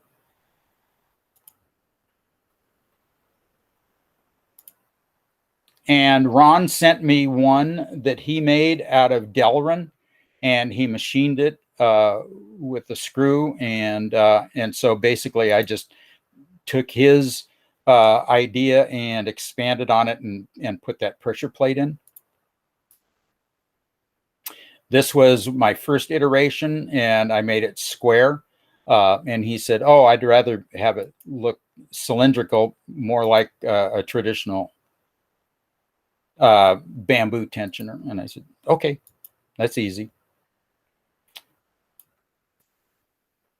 And that was that iteration.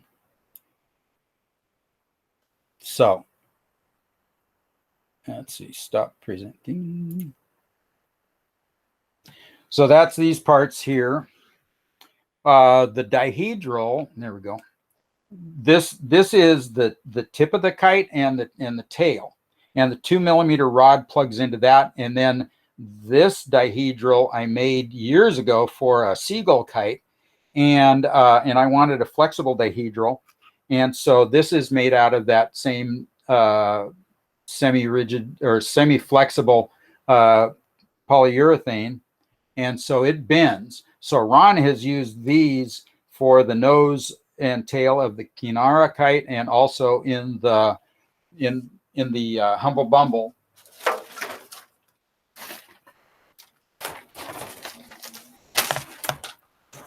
And so there is, oh, come on.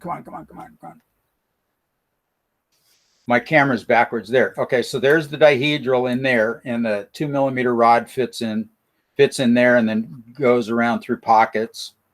So I've been able to, with that flexible dihedral, you can use it in multiple applications.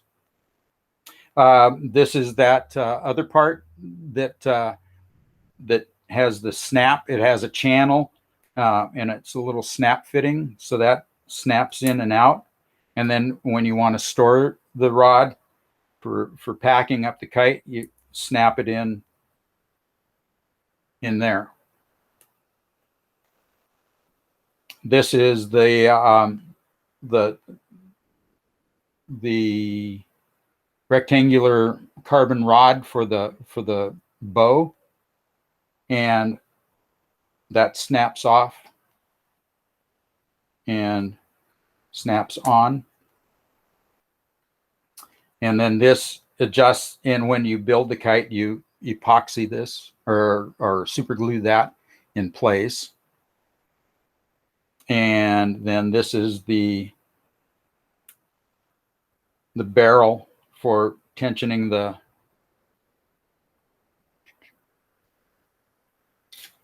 tensioning the Hummer, and then this piece comes out, the pressure plate, and goes back in. And then this little fitting here, this is the one that rotates to make it a non-handed part.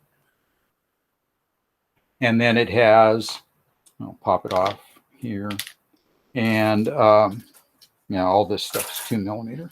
And so then it has this part here. So then it snaps on to the outer frame. And this is all out of carbon fiber nylon. We probably could use the semi-rigid polyurethane for that, or regular nylon. But the problem is that these bits being so small in here, they would flex and open up and not have a positive grip.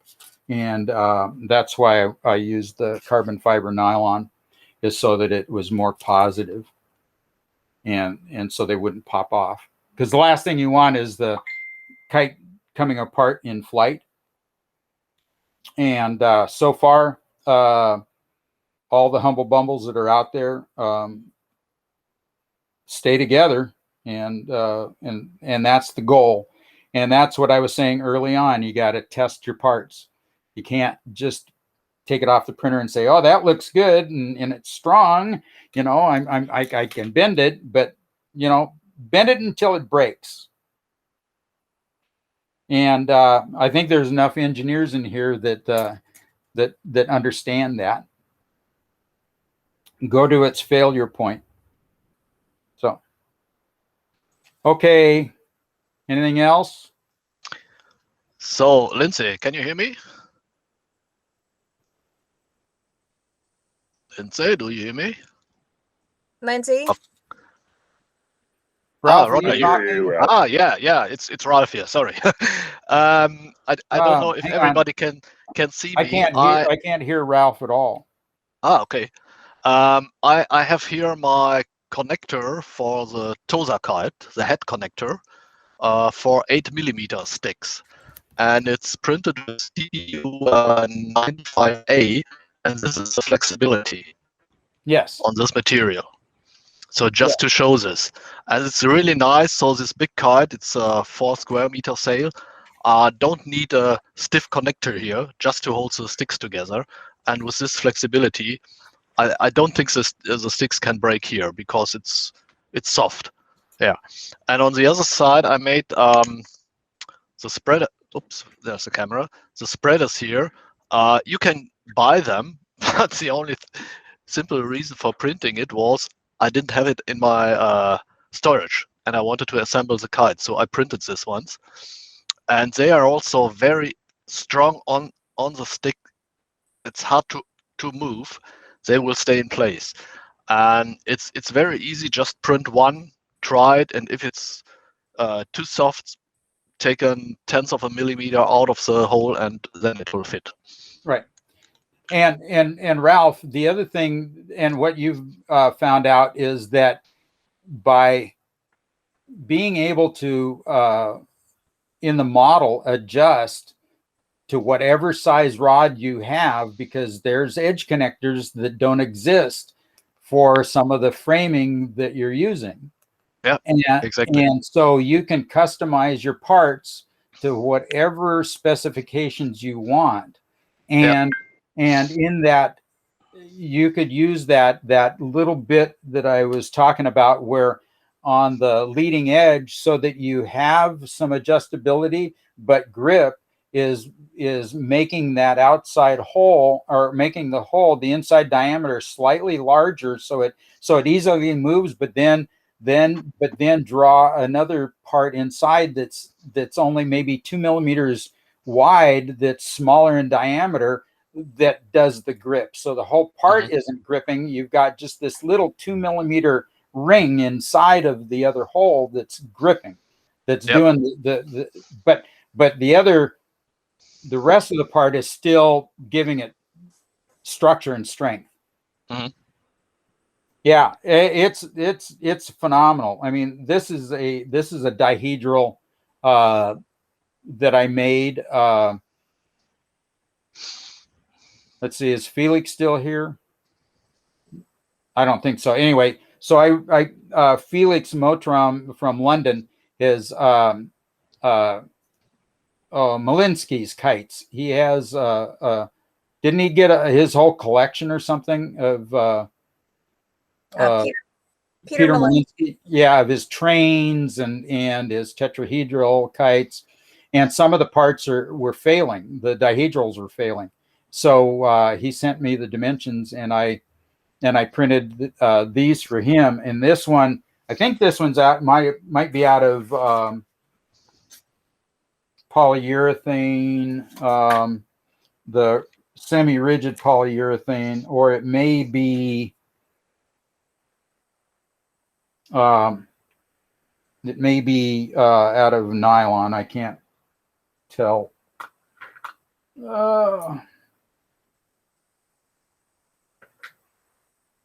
But I was trying to, yeah. So there's that part. And I mean, once again, I'm bending this 3mm steel rod, trying to break that part. And even across the layer lines, I can't separate it. I can't break it. So that's the great part about the nylons and the TPUs. If you've got nylon and it's dry, and you've got a printer that can print at the right temperature, the stuff is almost indestructible. It's as close to isotropic as you can get. Ralph's discovering the strengths of the TPU and how easy it is to print, and how well the layer lines stick together. You know, you could tow your car with that part. You know, it's just phenomenal. Dick Tunin, your drum boxes. Yep. Dick Tunin has the drum boxes, and Jan's last name. Grandia. Okay, thank you. I had to have it spelled out so I can pronounce it. But anyway, so he machines the fittings for the drum box, and and this is one of the machine fittings right here. Okay, well, okay. Dick was at Fort Worden teaching this class, and I was up there teaching another class, I believe, and I asked him. I said, "So, do you mind if I 3D model this for drum boxes and print them?" And he said, "The more drum boxes, the better." And I believe is what you told me. And anyway, so I came home and modeled the part in 3D, and that's what I use for the drum box. And this one I think is a little bigger, but yours are drilled for I think 6mm, yes, 6mm carbon, and we're using something else other than 6mm carbon. But I printed these out of the PETG, and they're pretty strong. Every once in a while I get one to fracture, but I think we've only had one that's broken. And we fly these a lot. I love them. The drum box is such a fun kite. If you don't own a drum box, you need to build one. I got a few.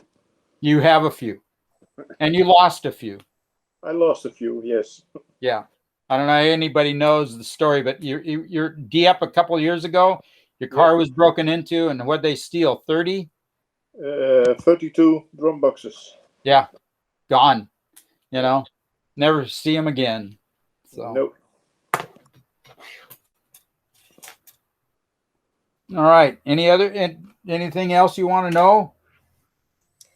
Lindsay, I'm going to mention Steve Anderson had put on the chat as someone who always manages to drop small spars. The snap storage is super cool. And he says, thank you for this presentation. Oh, yeah. So I think that you threw something out there that maybe, we as kite builders hadn't thought a lot about. We just dealt with loose parts being in our bags. And so being able to build in that snap storage, I think is a really good concept that will get others to thinking about doing that too. Well, yeah, and here's another one with snaps. I'm going to zoom out a little bit.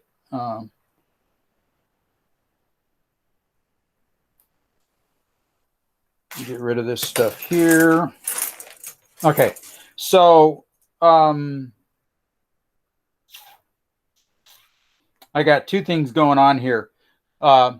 This is a fitting that you can buy that's a cross fitting, and it's like two barrels, intersecting at 90 degrees, to cross your fittings over the top of each other.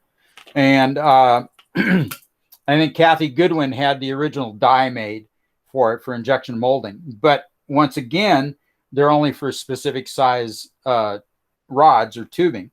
So this is out of that same polyurethane that Ralph is using.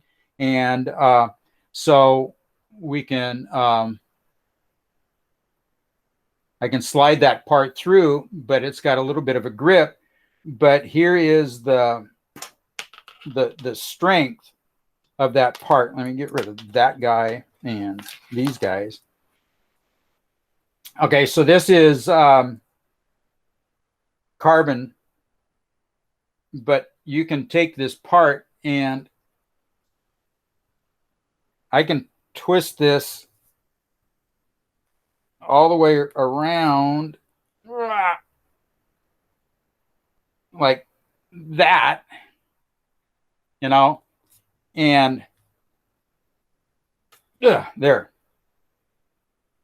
And it still has the same grip. So that's how strong these plastics are and 3D printed. Okay, snaps. So I make an LED light system for quad-line kites, and they snap onto the vertical part of the frame, and the light is projected from the back of the kite to the front of the kite. And so we're not illuminating the profile of the kite. We're just illuminating the art from the back. And this is the head that has the LED, and it comes in. This is the standoff that I have in my hand, and it plugs in here. And then stands up vertically over the kite. Anyway, it's hard to see.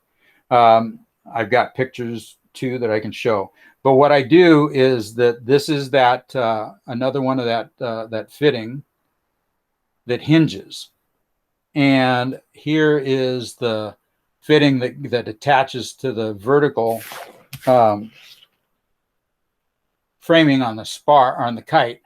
But I have a little snap fitting here to store that part. So then it flexes out, and that tip, this little part here, goes through you take the end cap off of your rev kite, your quad line, and that goes through like that. And you put the end cap back on. And this is just a control to keep the light, stable and vertical. But right here is a little notch. It's hard to see, but there's a little notch right in here that this snaps into. So then when you store the kite in its tube, it's not flopping all over the place. Then come back under the camera again. Yeah. Okay. So here's that same part, only like Okay, so it snaps on and then it opens up. Then the other thing that I do is that these parts are out of the carbon fiber nylon, and they snap onto the tube. You're vertical. Well, some kites, it depends on what they're flying in what wind, whether the outside diameter changes of that vertical on your quad lines. So rather than making multiple parts, it snaps on, but as you can see, it's loose. So then I designed the part with a knob on the side, on both sides. Can you see those knobs? Little guys there. All right. Yes. Okay. And then this is a Ninjaflex. This is the 85A shore hardness. So this is a strap that stretches, and it's attached to the one knob. You snap that onto the kite frame, and then the strap goes underneath, and there's a hole in there, and it goes over the other knob. Now we've got a part but it's flexible. So if they crash or whatever, it doesn't come off, and it stays on the rod. Also, the battery case, this is the little AA, or it's a AAA battery that goes in here, lithium ion battery, and then this comes out and plugs into the lights. Anyway, it also has that same strap system, except that it goes all the way around the battery, because what was happening is that I was having people say, well, the batteries are popping out. And so Spence said, he says, well, why don't you put a strap around it? And I said, oh, okay. And so now here's the battery box that snaps on to the rod. And here's the strap, and it goes underneath the rod around the top. Your battery is going to be in here, and then you pull and attach it. So the battery stays in, the battery box stays on the rod. You don't lose them anymore in the sand or at night, which is even two worse conditions, at night and in sand. And it's real secure. The other thing I did is that the batteries are hard to get out of this little case, and you have to either have good fingernails and be able to pick it out, or you have to use your keys or a knife to get the battery out. So I made an injection button right here that's out of the semi-rigid TPU, and it's, I don't know whether I can take this apart. Anyway, it's underneath here and goes through, and it's printed I printed it in red so they could see it. And what it does, I think I got a battery here. While you're searching for the battery, let me point out that he laid the previous part down so you could see the profile of the stretchy strap, and there's the bump that he built into the print so it would apply pressure against whatever size rod.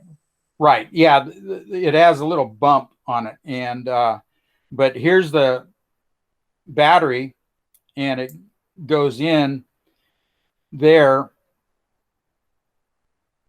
and then the strap goes around it, and then you've got the eject button here that pops the battery out. So then you can take the battery out. So that's where my brain goes. So I apologize. But where am I at? And Lindsay, let me just throw in the at 11 a.m. is John Trenopol's spar selection session. Which yeah. would fit nicely into what you've been just talking about, and Right. and the ability to custom fit your fittings to whatever spars. Exactly. Right. Right. That would be good. Anyway, this is, I'm just going to show you real quickly a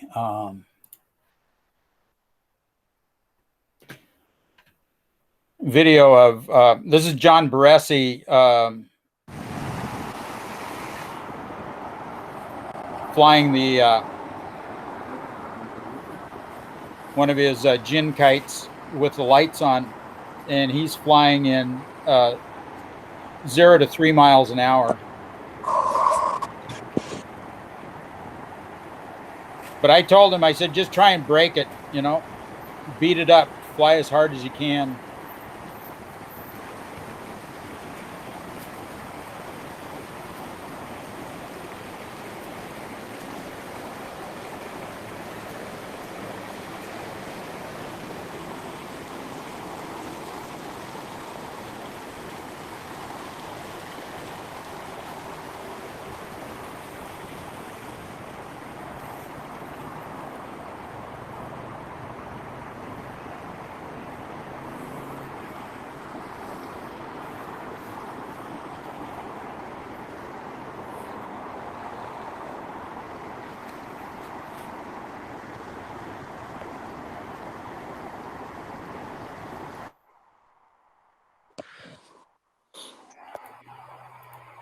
So I have to let you know that I did not, that the quad lights are not my idea.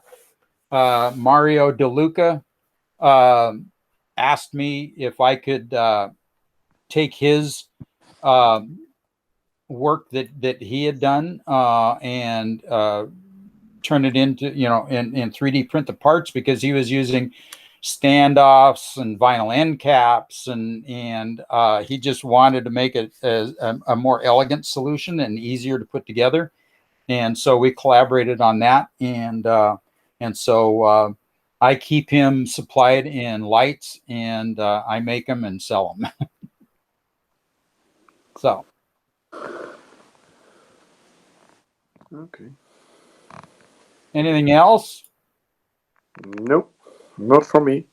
Not from you? Nope. All right. And there's no other comments in the chat. So if anybody has anything, I'm gonna get off, Lindsay. Okay. Bob Matteo, I didn't recognize you with headphones and a beard. My God. I retired, man. I know it. Yeah.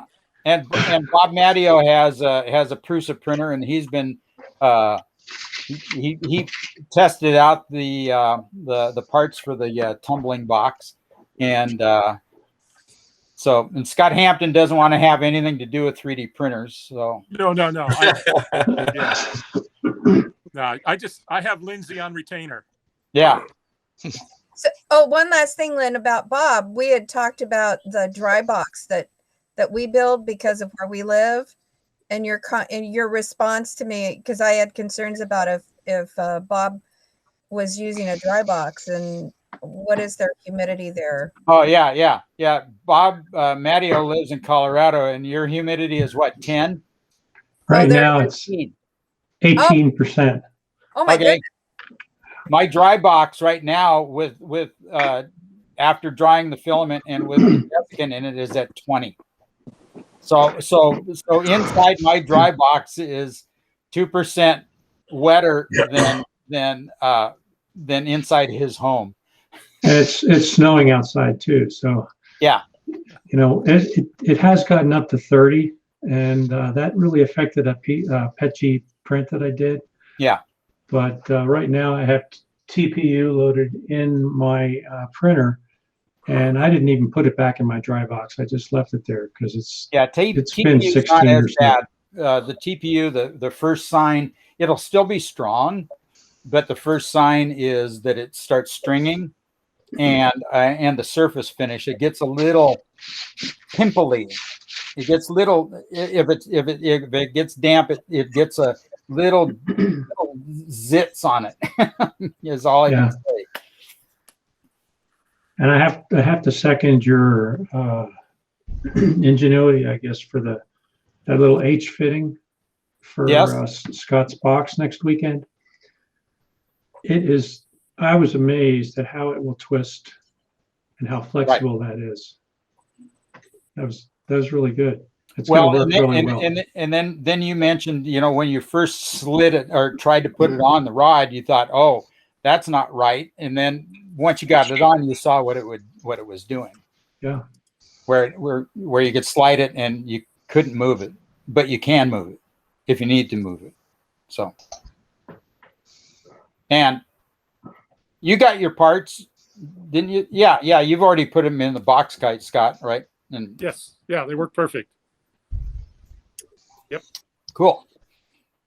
Oh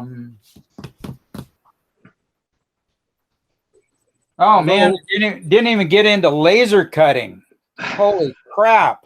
Look at that. On the list. God. So this is another Scott Hampton thing. Sent him parts and he starts sketching out, sending sketches, and it's just embarrassing.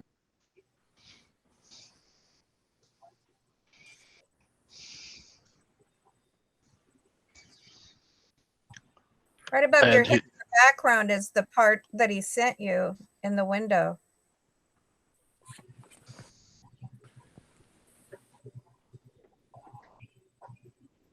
Oops, we can't hear you, Lindsay. Can't hear you.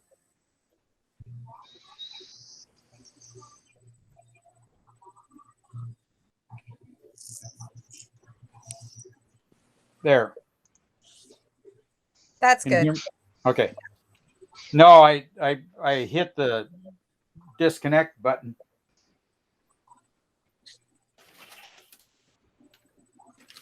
So this is a Fortuna.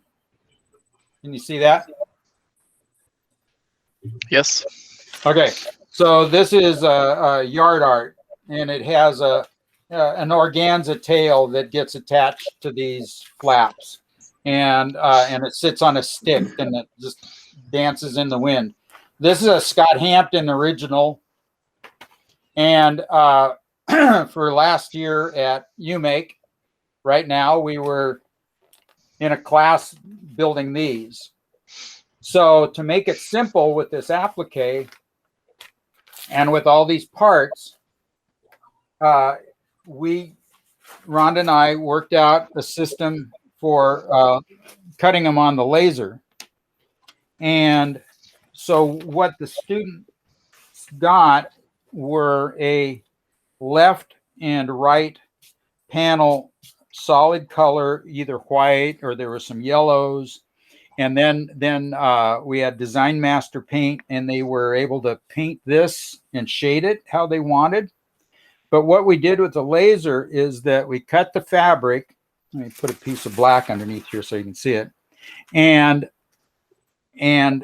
cut around the perimeter. This is all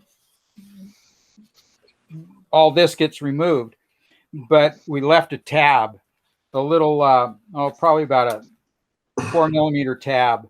Could have been smaller right here.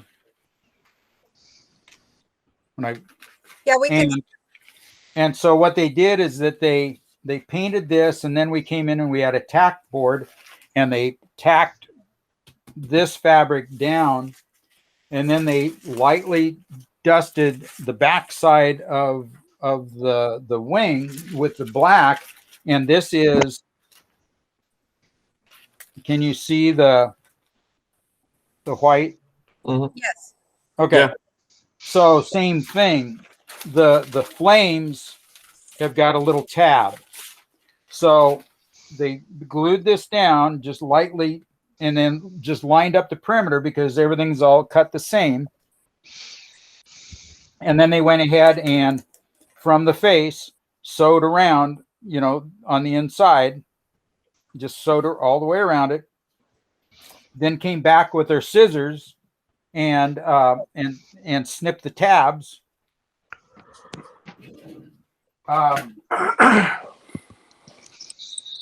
And then just came in, and that was your reverse applique done, you know, on that after it was sewn. And then they took that off. Then all they had to do is come over and then relieve the back if they wanted to. And that was to create the wings. And then we had the parts cut for the top and bottom, or for the top edge, and everything was all cut and matched up the angles. So it was really quick. It was really fast. But that's you could use this same technique doing it by hand. It would, of course, be a little harder, but you could make templates out of cardstock that had the tabs, you know, in it, and you could either use a knife or a hot knife if you're going to be doing a lot of stuff.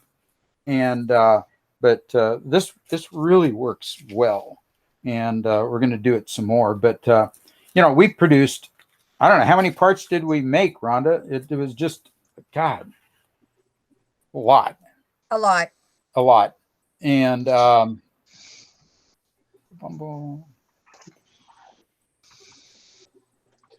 right. So just for grins here, I'm going to share this one, and then I'll be done, I guess.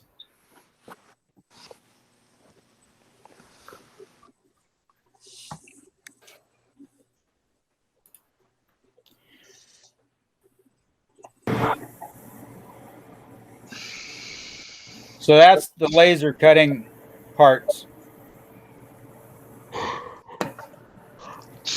Oops. And that's in real time. Our laser is 85 watts, and we can cut up to 400 millimeters a second.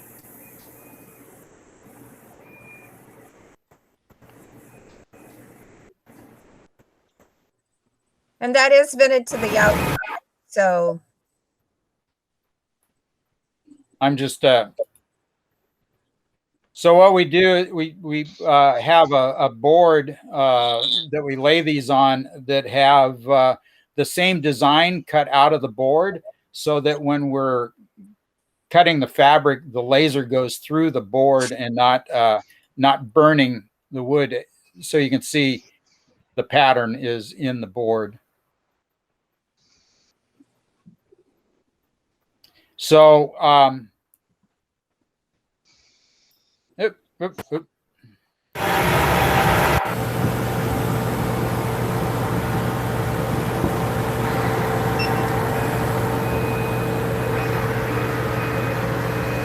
minute. So it takes 1 minute to cut 2 parts.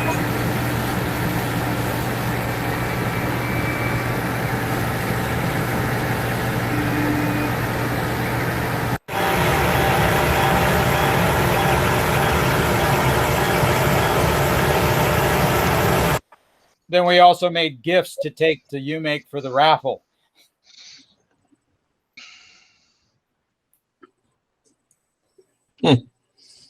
That's cool. And then I also made my winders and then engraved them with their logo, and those went in the raffle. So there's here's these are the parts that we made. So these were all pre-cut for the leading edge. These are all the from this front piece that the organza gets attached to.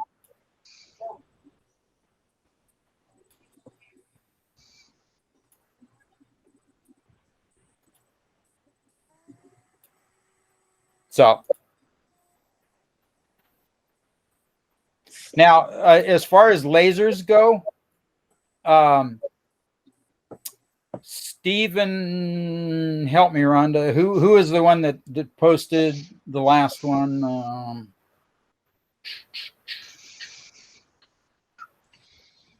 Oh, I lost all my chats when I disconnected. Stephen. Oh, that on our chat. Yeah. Hang on.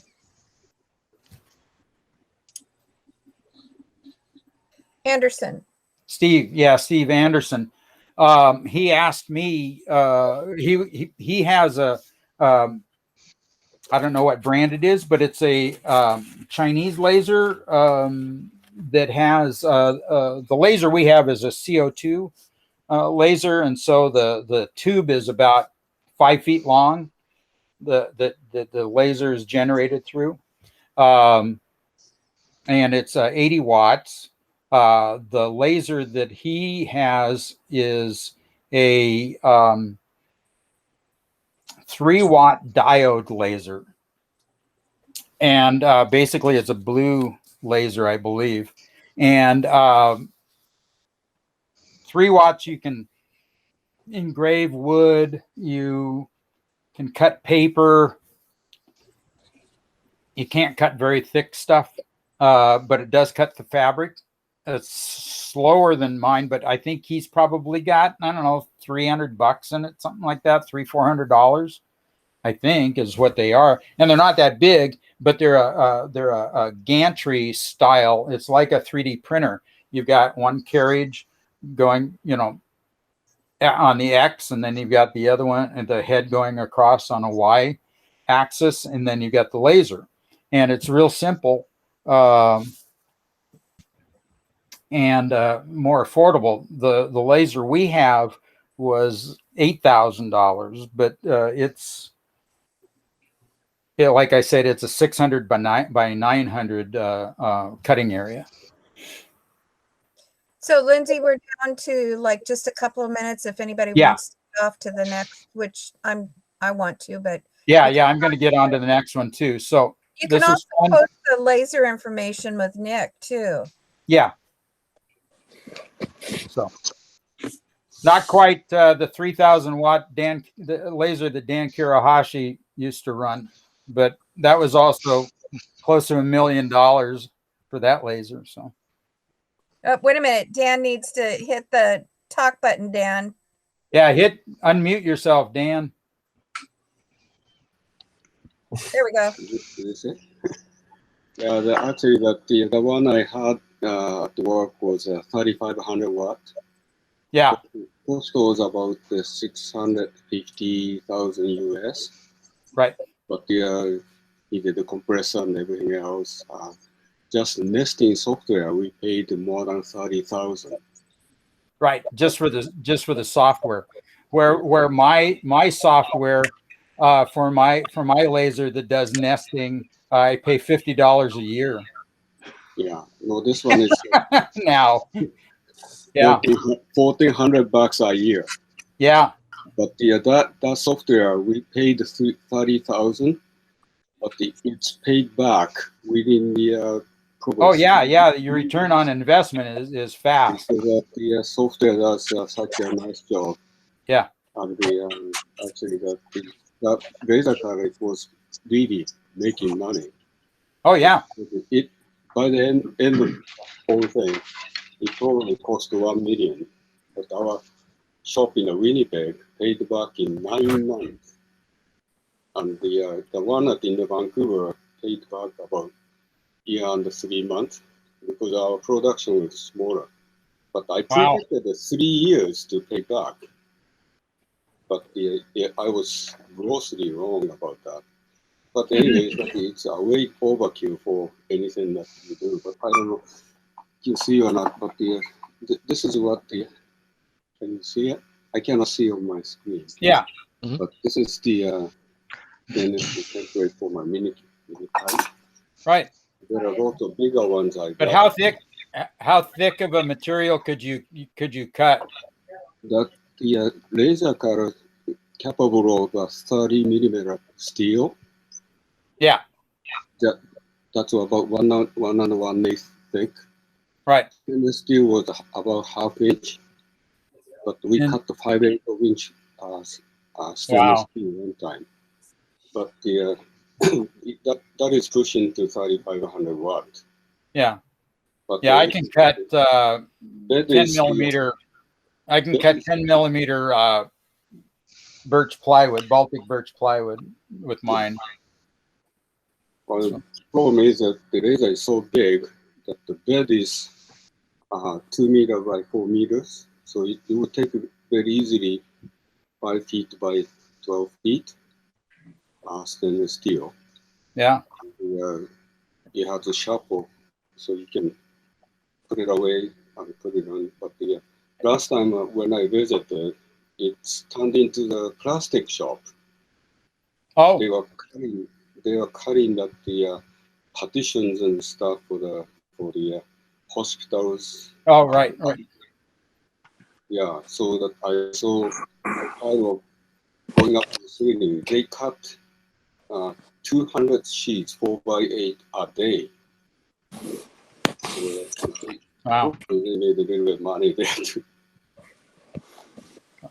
So all right. Well, it's quite good, but I think that the Lindsey's application is quite good too. Cool.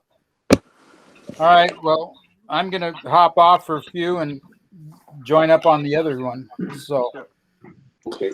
Thank you, Lindsey. Oh, thanks. Thanks, Lindsey. Thanks for showing up. Thanks a lot. Thanks a lot. Thanks, Great Lindsey. talk. Hi, Rhonda. Thank you, guys. See you, Monty. Thanks, Yeah, we'll guys. see you next You did a week, great Bob. job, Lindsay. Thank you. Bye-bye, Lindsay. Bye-bye. See you all. Bye-bye.